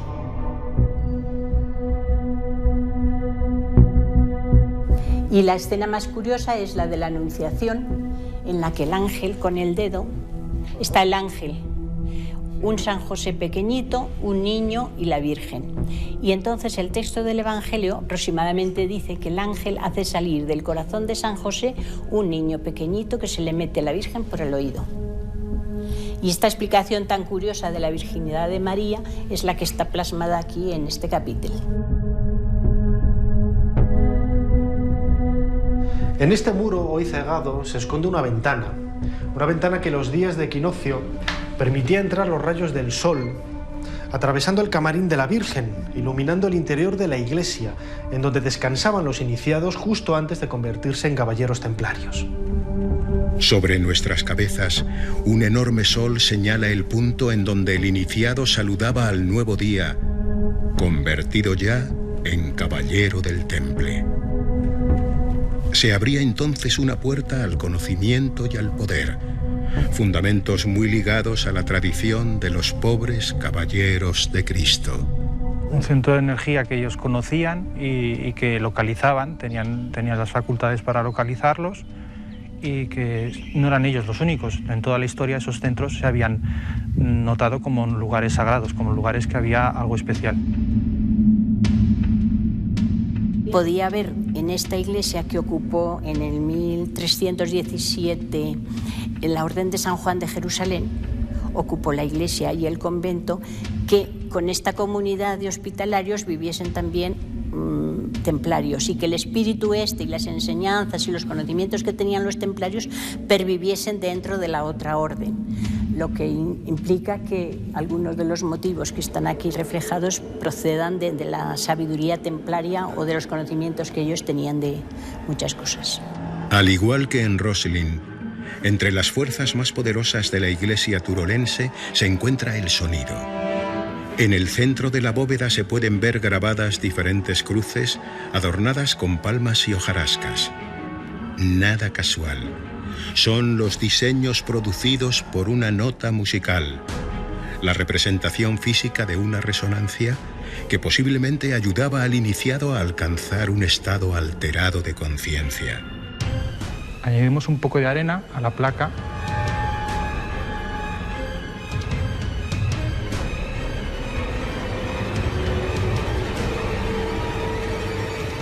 Y luego simplemente a través del arco le transmitimos la vibración a la placa.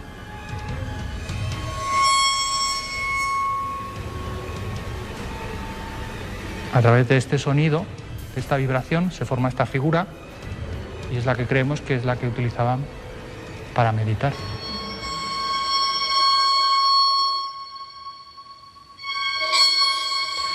Este sonido que estamos escuchando es un tritono. A pesar de estar prohibido en la Edad Media, fue utilizado por los caballeros templarios. Se llamaba en aquella época Diabolus in Musica, porque se creía que era una suerte de puerta de contacto con el mundo diabólico, seguramente por ser quizá el acceso a estados alterados de conciencia.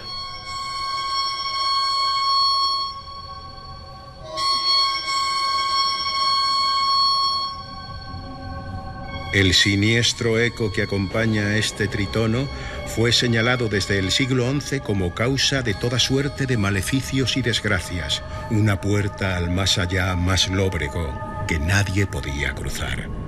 Un punto de unión más que liga la tradición esotérica de Bordón con la capilla escocesa de Roslin, hasta que la tradición se perdió diluyéndose con el paso de los años.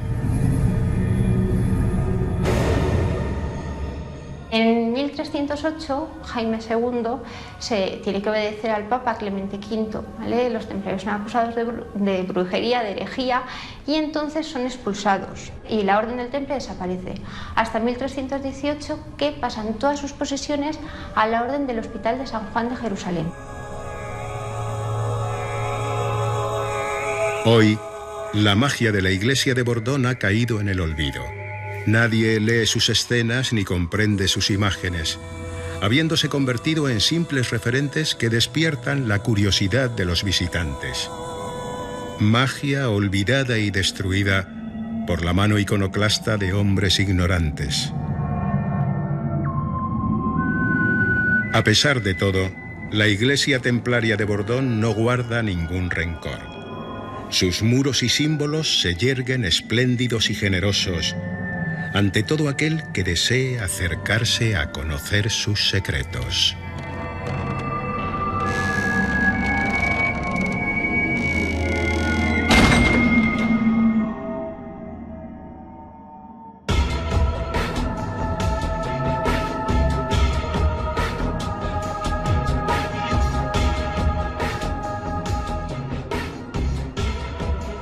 Ya lo han visto, un ejemplo muy gráfico, muy claro de que cada templo tiene un significado, un porqué, aunque nosotros no lo entendamos, y que esos códigos sagrados parece que reviven a veces con la fuerza de la música, de la correcta observación, mapas que ya no sabemos leer, pero que los antiguos vaya si sabían.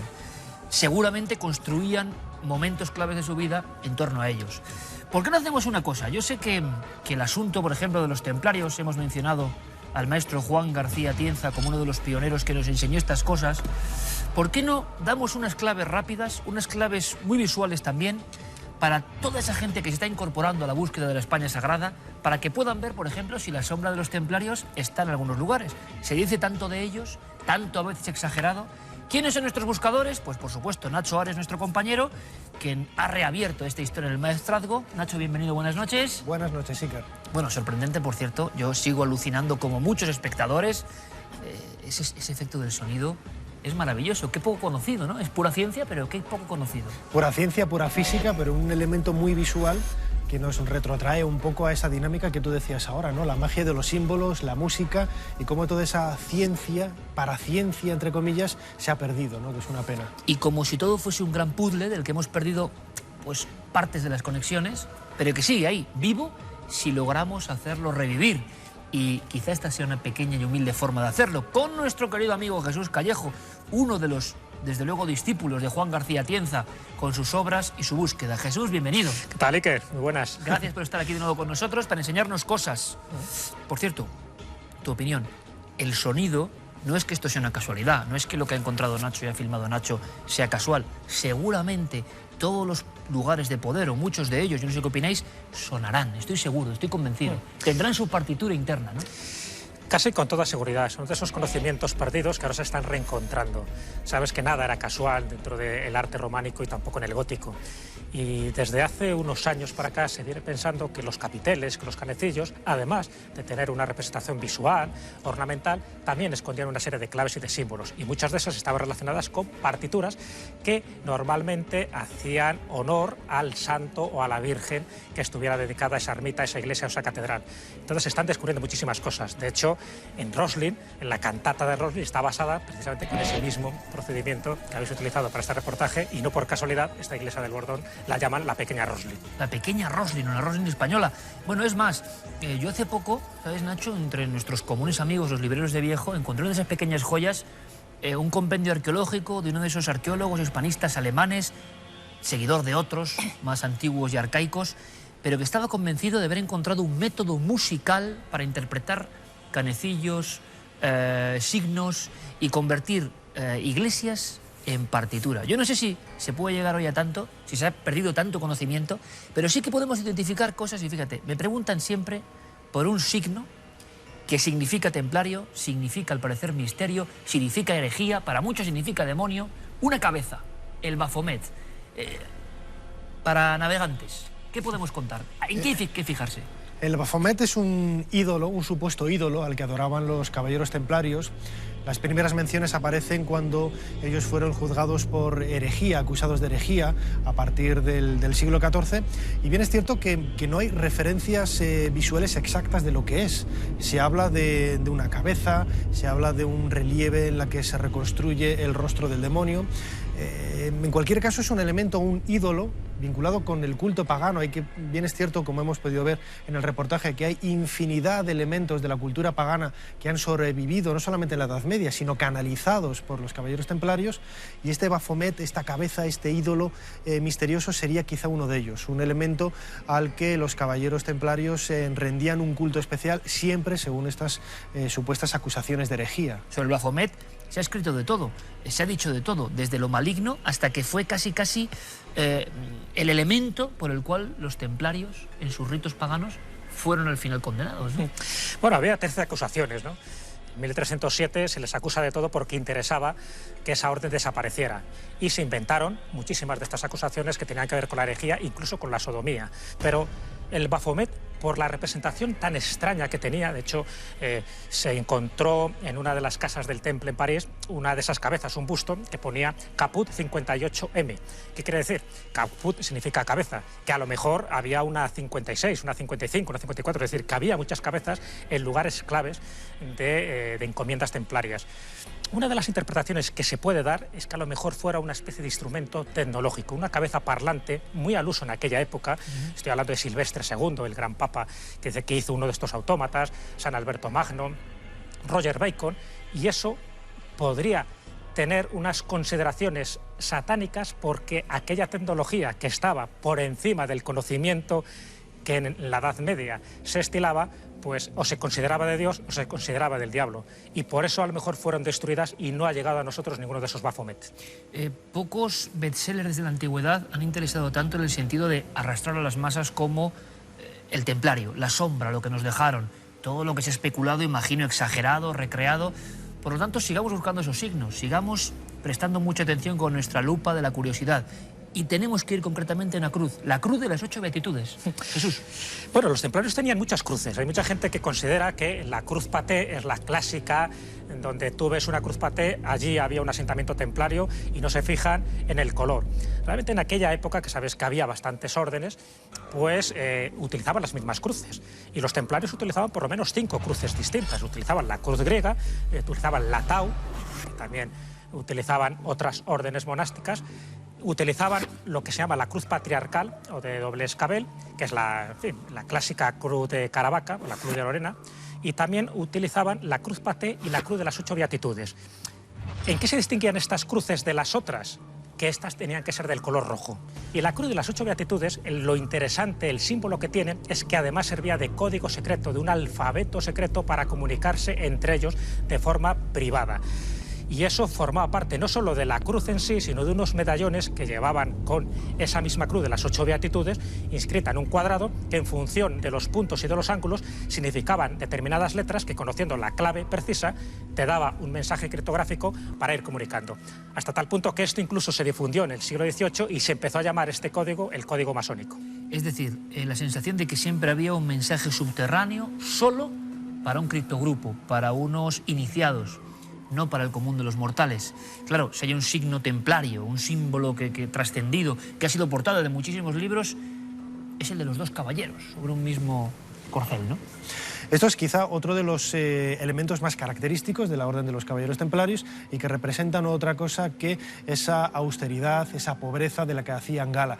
No tenemos que olvidar que en el año 1128 ellos reciben en Troyes la regla a partir de la cual ellos tenían que trabajar de esa manera como caballeros pobres, es decir, no podían comprar ni recibir. Sin embargo, sí que podían recibir donaciones económicas, que es en definitiva ese doble juego, esa ambigüedad que a partir de ahí, en los 2 siglos siguientes, les hicieron quizá las órdenes militares más importantes y más bollantes desde el punto de vista económico, lo que en definitiva consiguió pocas décadas después que muchos reyes de Europa, a los cuales ellos subvencionaban o daban créditos económicos, pues tuvieran celos de ellos. A partir de ahí, toda esa vorágine de elementos a partir de los cuales se les acusó de todo tipo de tropelías, ¿no? Otro sello importantísimo, ustedes ya lo están viendo, recreado, convertido, futurizado, pero que luego hay que buscar en los templos sagrados españoles.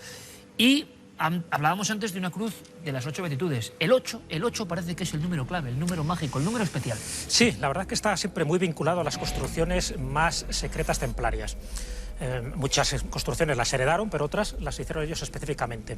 El 8, la verdad, que tiene mucho simbolismo a nivel internacional, porque es el número de la infinitud para los místicos, el número de la resurrección para los cristianos, el óctuple sendero para los budistas, el número de la inmortalidad para los chinos, es decir, que es un número que tiene mucha trascendencia. Pero ellos, cuando llegan a Jerusalén, ellos se asientan en un lugar clave, que es el Duomo de la Roca, lo que mal llamada la Mezquita de Omar, que tenía una forma octogonal. Entonces, a partir de ahí, en sus construcciones que hacen en Europa, tanto en Francia como en Alemania como en España, buscan ese octógono para una cosa específica, normalmente para sus capillas funerarias. No olvidemos que dentro del mundo del cristianismo el 8 es la resurrección de Cristo. Por lo tanto, tanto en Eunate como en Torres del Río, en Navarra, que además forman parte del Camino de Santiago, como en la Veracruz, en Segovia, como incluso en Zaragoza, Nuestra Señora del Temple, todas tienen ese carácter octogonal, pero siempre asociado a un elemento funerario, a un elemento de resurrección, a un elemento de vía de comunicación entre lo terreno y lo celeste, y donde ellos colocaban una serie de elementos que luego comentaremos, que indicaban que ese sitio se albergaba un tesoro o un secreto. Ojo, no siempre tenía que ser material, podía ser de orden espiritual. Es curioso que tantas culturas, muchos amigos estarán pensando ahora, coincidan en una cosa tan concreta como un número que signifique prácticamente lo mismo, esa tendencia al infinito. El signo del infinito de alguna forma es un 8 tumbado, ¿no? Evidentemente, hemos visto en esta iglesia, Nacho, una Virgen Negra. Es otro de los arquetipos fundamentales que se ha relacionado con los templarios. La Virgen Negra quizás es ese elemento que de una manera más patente demuestra la continuidad de antiguas tradiciones paganas que los caballeros templarios adaptaron al mundo cristiano. En ocasiones se ha vinculado a la figura de la diosa Isis, la diosa egipcia. También tenemos conocimiento a través de la colocación, de la ubicación, mejor dicho, donde se construían varias catedrales en Francia prácticamente en el mismo periodo de tiempo, bueno, que cierto homenaje a la constelación de Virgo, ¿no? Hay una serie de elementos... Hay una serie de elementos de esa cultura pagana, como digo, que han trascendido al mundo cristiano en la Edad Media. Y las vírgenes negras, ya sean identificadas con la diosa Isis o no, pues es, como digo, esa continuidad de los cultos a la diosa madre. La diosa madre que no solamente los podemos encontrar en Egipto y en Mesopotamia, sino ya prácticamente en las culturas más primitivas. Es decir, cuando estamos hablando de Venus como la de Willendorf, Venus de 15.000, 20.000 años de antigüedad, estamos viendo precisamente esas representaciones del culto a la diosa madre, que curiosamente, fíjate, es un elemento aparentemente baladí, pero que ha tenido una continuidad y un paso en el tiempo por diferentes culturas en las que aparentemente no tienen ningún contexto antropológico entre sí. Totalmente, además parece que las primeras esculturas que tenemos en la humanidad representan esas dioses de la fertilidad, y no es casual que en el fondo, a lo lejos, detrás de Nacho Ares, esté una de las vírgenes negras más célebres, polémicas también, Montserrat. Se ha escrito mucho, se ha dicho mucho, ahí están, y de alguna forma reviven, porque en el caso de esta iglesia del Bordón, las reestructuraciones, incluso la incorporación de piezas nuevas, evidentemente, siguen manteniendo el tipo, siendo vírgenes negras, cosa que nos parece muy bien, porque es nuestra antropología y religiosidad propia, ¿no? Ahora, queda otro elemento quizá más desconocido, no tan popular para el común, me incluyo por supuesto los mortales, que hay que vigilar también en esta búsqueda casi detectivesca para saber si un sitio ha estado tocado por el dedo templario o no. ¿Una bandera? Sí, el estandarte. Estamos hablando de que los templarios eran mitad monjes, mitad guerreros. Bueno, pues cuando entraban en batalla, que eran muy belicosos, o sea, no hay que olvidar también ese carácter aguerrido que tenían. Bueno, casi Jesús, tenemos la tendencia, en hecho, de verlos casi como hombres santos inocentes de todo, pero claro, que luego tiraban bien de acero también. Sí, ¿no? Era un hora, labora y guerreaban como cualquiera, porque en el fondo para eso fueron creados, ¿no? Claro. Pero también le pasaba lo mismo a los hospitalarios, que eran la orden rival. Y cuando entraban en batalla, entraban además con un grito de guerra que era un poco pues, que Dios les protegiera ese estandarte. Ese estandarte es el bausán. El bausán era un poco el símbolo, la enseña para que un templario supiera que estaba en batalla y que de alguna forma estaban protegidos por Dios, por la divinidad. De hecho, el que portaba este estandarte, este bausán, que normalmente era un sargento de la orden, no podía utilizar su asta como lanza, no lo podía utilizar como arma de guerra, siempre la tenía que tener mirando hacia el cielo, y si él moría, alguien lo tenía que recoger, porque si no hacía eso podía perder el hábito, que era el mayor agravio que podía tener un caballero templario. Pues los templarios, su simbología, sus códigos ocultos, ya no tan ocultos evidentemente, desde que hay personas que intentan informar de ellos, se han convertido casi en lo más popular, quizá no lo más interesante, porque hay muchísimas cosas, pero sí lo más popular de la España sagrada. Como sabemos que muchas generaciones se van incorporando a la senda de los buscadores de esa otra España, que tiene también, además, hay que decirlo, una fuerza no solo telúrica, sino turística importante, que hay que reivindicarla, que la gente puede incluso pasar un momento ameno buscando esos códigos en capiteles, en muros, marcas de cantería, en fin. Volvemos a referirnos a Juan García Atienza y tantos otros que han luchado durante muchos años porque esto salga a flote. Ahora está ahí y usted puede hacer su propia búsqueda. Es lo que intentamos difundir aquí. animarles a eso, a que individualmente o en familia busquen estos signos, cada uno una historia, y esto es solo una pequeñísima porción. Nosotros buscamos esas historias de la nuestra propia gracias a la labor de nuestro compañero Nacho Ares. Nacho, hasta la próxima aventura, hasta el próximo monumento sagrado, hasta el próximo lugar de poder. Muchas gracias, Iker. Gracias. Y Jesús, ¿qué decirte, amigo? Como siempre, otra lección, una más. Hasta la próxima. Muchas gracias, hasta la próxima. Gracias, Jesús. Seguiremos buscando cosas de nuestro pasado, que a veces nos conecta con el más allá, con el más puro e insondable futuro. Hay códigos que hay que revisar una y otra vez para comprender una sabiduría que está ahí cifrada. Continuamos con muchas más cosas, pero eso sí, cómo no, les dejo de nuevo con uno de los momentos evidentes que más nos ha sorprendido. Ese momento clave en el cual el sonido, la materia, se convierten en signo, en símbolo sagrado.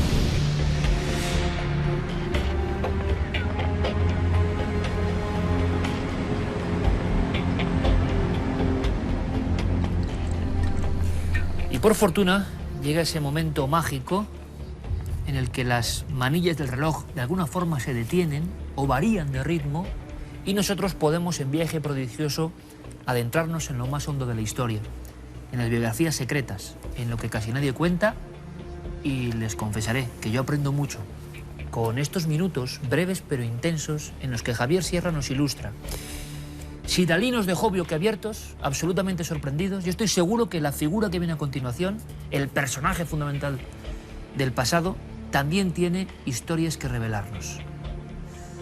Ya hablamos en su día del presidente de los Estados Unidos. Parece que es un cargo que está casi ligado al misterio. Salgamos de dudas. Javier Sierra, compañero, buenas noches. Muy buenas noches.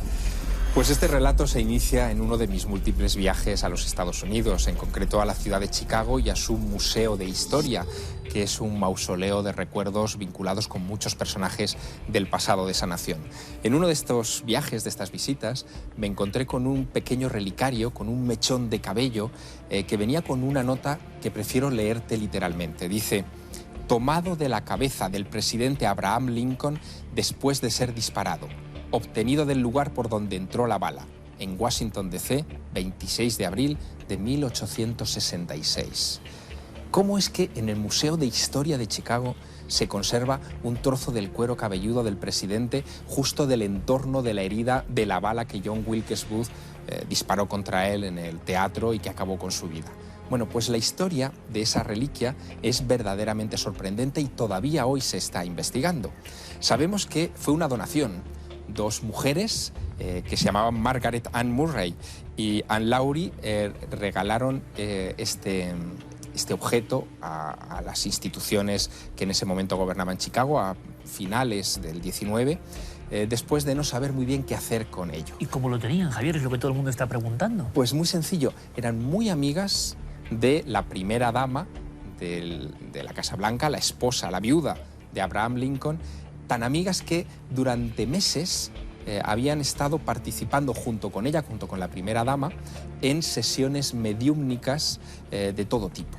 Sesiones mediúmnicas que concitaron el interés no solamente de congresistas y senadores que viajaban o se desplazaban a su casa en Georgetown, cerca de Washington, para invocar a espíritus de los muertos, sino que incluso también atrajeron a otras médiums, como una jovencísima adolescente llamada Nettie Colburn, que en el verano de 1862 protagonizó probablemente la sesión de espiritismo más influyente de toda la historia.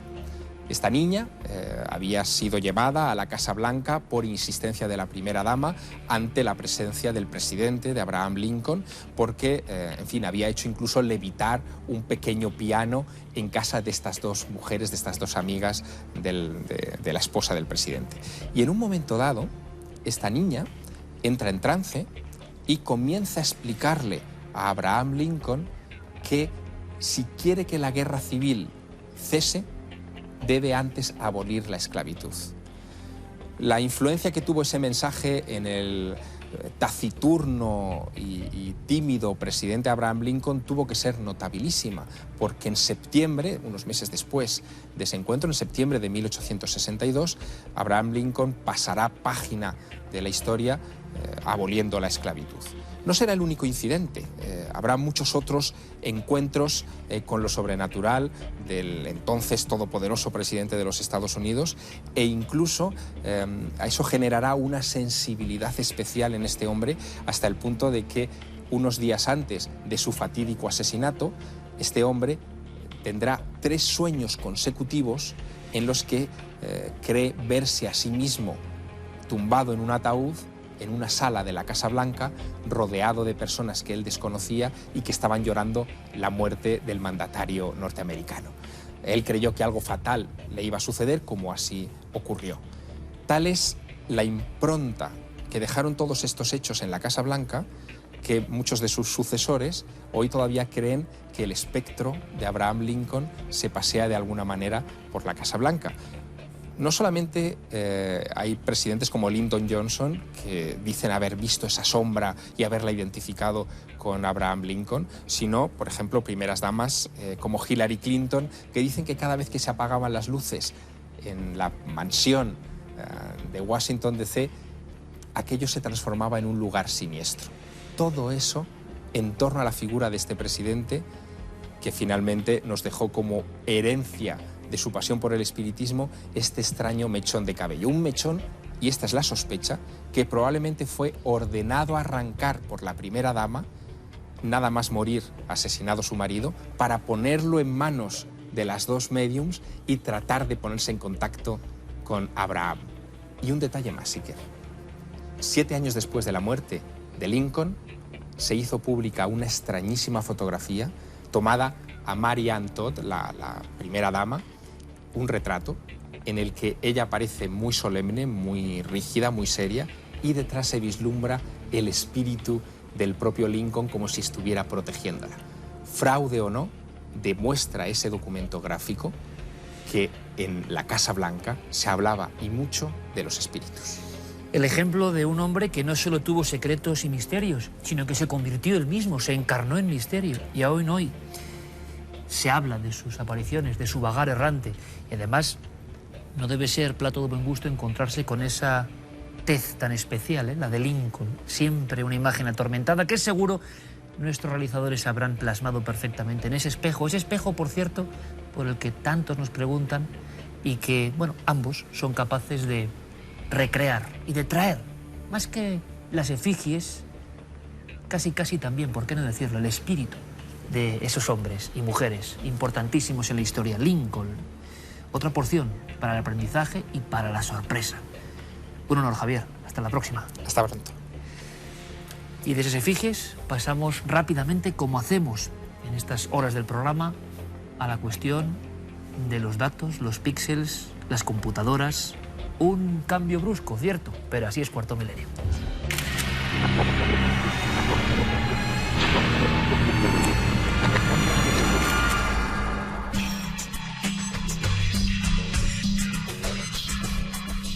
El análisis de la primera fotografía de esta semana nos lleva hasta Huelva. Desde allí nos la enviaba Sergio Jiménez. Él nos contaba que es profesor de secundaria y que siempre hacen una ruta de 36 kilómetros entre las playas de Matalascañas y Sanlúcar de Barrameda. 6 horitas andando. Bueno, pues la última que han hecho, han conseguido una fotografía con una anomalía. Fíjense en estos 3 personajes, 3 o 2, porque uno se ve como difuminado, ¿verdad? Como si fuera casi invisible. Pero vamos a la fotografía anterior porque van a ver que aquí también hay otra cosa que no encaja. Otro chico que parece que va acompañado de alguien que también se parece a este que llevamos aquí. Nos preguntaba que qué podía ser porque era muy raro, que nunca les había pasado nada parecido. Nosotros en un principio, con las aplicaciones, ya saben que hay para teléfonos móviles, que se puede incluir un fantasma victoriano o cualquier otra cosa, pues pensamos que era un montaje fotográfico. Pero Guillermo León se dio cuenta de una cosa. Los dos chicos que van delante proyectan una sombra, el tercero no. ¿Qué podía ser? Pues nos decía Guillermo que un efecto fotográfico. En un momento dado la fotografía ha recreado alguna de las formas de estos dos chicos, incluso parece que este lleva una mochila, ¿verdad? Pues se hubiera reflejado aquí, y en el caso anterior que vemos, pues también lo mismo. Así que hemos resuelto a Sergio, que estaba un poco inquieto de quiénes eran esos chicos fantasmales que los acompañaban. Pues nada, una solución, efecto fotográfico. Y vamos hasta Valladolid, en este caso una iglesia.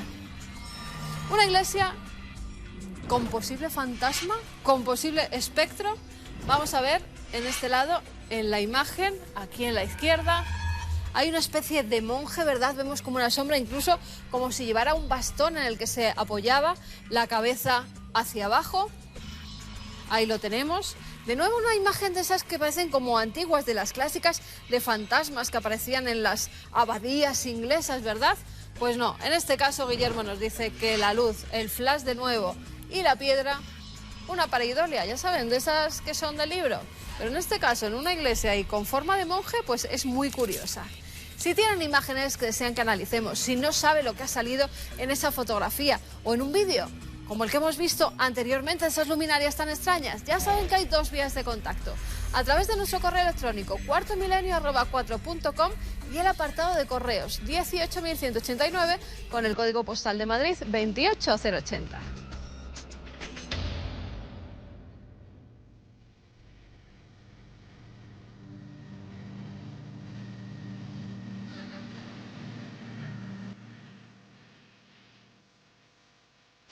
Esta noche, qué duda cabe, las imágenes del Apolo 11, las imágenes del sueño de siglos, técnicas y poéticas al mismo tiempo, han sido protagonistas.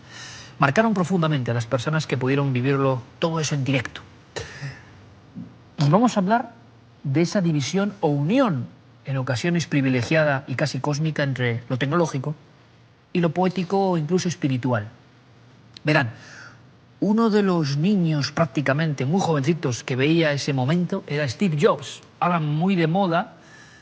Desgraciadamente, después de su fallecimiento, sobre todo, se ha convertido en una especie de icono para los amantes de la tecnología, de la informática, del progreso, en parte también para la ciencia de la informática, si es que se puede hablar así, porque este hombre, con su mente privilegiada, ha cambiado el mundo, no cabe la menor duda.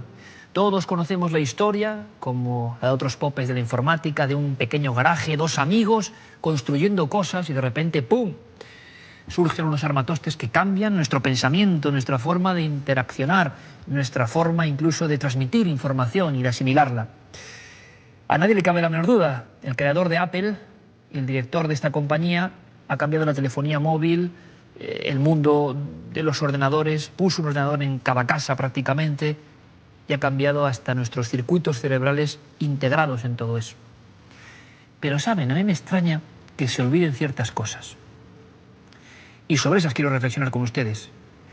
Porque en esta misma mesa, al otro lado, suele sentarse Javier Sierra, ustedes lo saben, que viene a contarnos historias de grandes hombres, pero historias de su propia historia desconocida. ¿Cuál es la historia desconocida de Steve Jobs? Bueno, ustedes, si leen los artículos periodísticos, si ven la televisión, les hablan del super éxito. Siempre nos interesa eso, ¿no? El icono, el super éxito, el camino a seguir, la vía de Steve Jobs, millones de tabletas vendidas, millones de teléfonos móviles, millones de ordenadores, no sé cuántas ganancias, la bolsa, el diseño, lo pulcro. Perfecto. Eso es verdad, eso es así. Pero yo pienso que eso es así por algo más.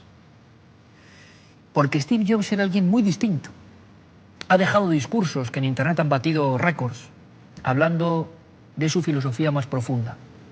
Es curioso que, por la enfermedad del cáncer, y cerca ya de la muerte, o para él el paso a otra dimensión, a otra realidad, él hablase de que no podía creer, después de darle muchas vueltas, que la vida fuese como el on y el off. E incluso bromeaba diciendo que por eso ocultaba tanto ese botón en sus sistemas informáticos. No podía acabarse todo ahí. Había llegado a esa conclusión. Yo creo que el hombre es hijo de sus grandes reflexiones y sus grandes preguntas. Y la medida de un hombre, de un ser humano, está en lo que se pregunta. Y Jobs, desde muy joven, después de ver esas imágenes de la llegada del hombre a la luna, tuvo muy clara su misión. Lo cuentan sus biógrafos, diferentes, distintos. Yo he leído varios de ellos. Y algunos muy valientes no ocultan esta parte de la información importantísima que yo les voy a contar. Nació en un ambiente muy especial, en Silicon Valley, en una parte de Estados Unidos, donde se juntó a final de los 60 no solo las imágenes que ustedes han visto del Apolo 11, sino toda una corriente que venía con la informática, con la ciencia como forma de catapultarnos a otros mundos, como sistemas que iban a cambiar nuestra forma de vivir, como así ha sido, pero al mismo tiempo muy ligado todo esto a el movimiento hippie, movimiento espiritual, movimiento de iluminación, movimiento de las nuevas religiones, y todo esto que algunos lo consideran morralla, que no tiene nada que ver con los ordenadores, ni con las ventas, ni con la bolsa, fue fundamental en el alma de este hombre que si tuvo éxito es porque era diferente de los demás, distinto. Él decía que se sentía en las reuniones, cuando ya era un empresario importante, absolutamente extraterrestre respecto al resto de yuppies con los que competía, por un ordenador, por un sistema. Él decía que quería dejar una marca en el universo, un anhelo.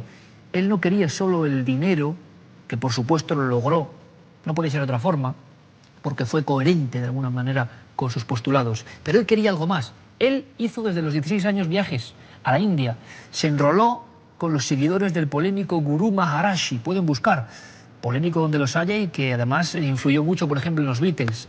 Hizo experiencias de viaje astral, hizo experiencias de búsqueda de iluminación, hizo experiencias de autoaislamiento, hizo, por supuesto, dietas, ayunos, pero todo eso englobado en una filosofía muy particular. Él quería saber qué había más allá, como tantos hombres quería saber qué pasaba después del off. Y es curioso, porque Steve Jobs, hijo de todo ese tiempo, resulta que tuvo unas reuniones al final de su vida, quizá vislumbrando quién podía ser el siguiente, ¿no? ¿Quién tenía esa chispa, ese algo que motiva que los negocios no sean solo para ganar dinero, sino para dejar una marca en el universo, para cambiar las cosas? Y se quedó, dicen sus biógrafos, bastante desilusionado.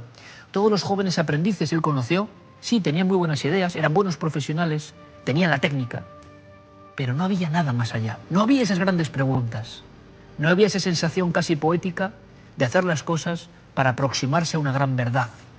Bueno, la espiritualidad de los grandes hombres es un material interesantísimo para aprender.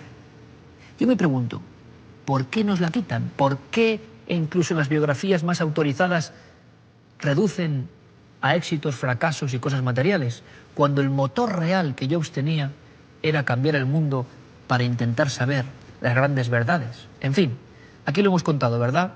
Napoleón, Alejandro Magno, grandes pintores, todos tenían esas grandes cuestiones. Steve Jobs, no podemos reducirlo solo al hombre que ha cambiado el mundo con sus ordenadores. Cambió el mundo porque creía que había algo más que la pura técnica y lo puramente material. Y eso nos hace reflexionar y aprender. Seguiremos aprendiendo de grandes biografías y de muchas historias con misterio. Aquí, como siempre, abiertos a todo, en Cuarto Milenio. Les esperamos.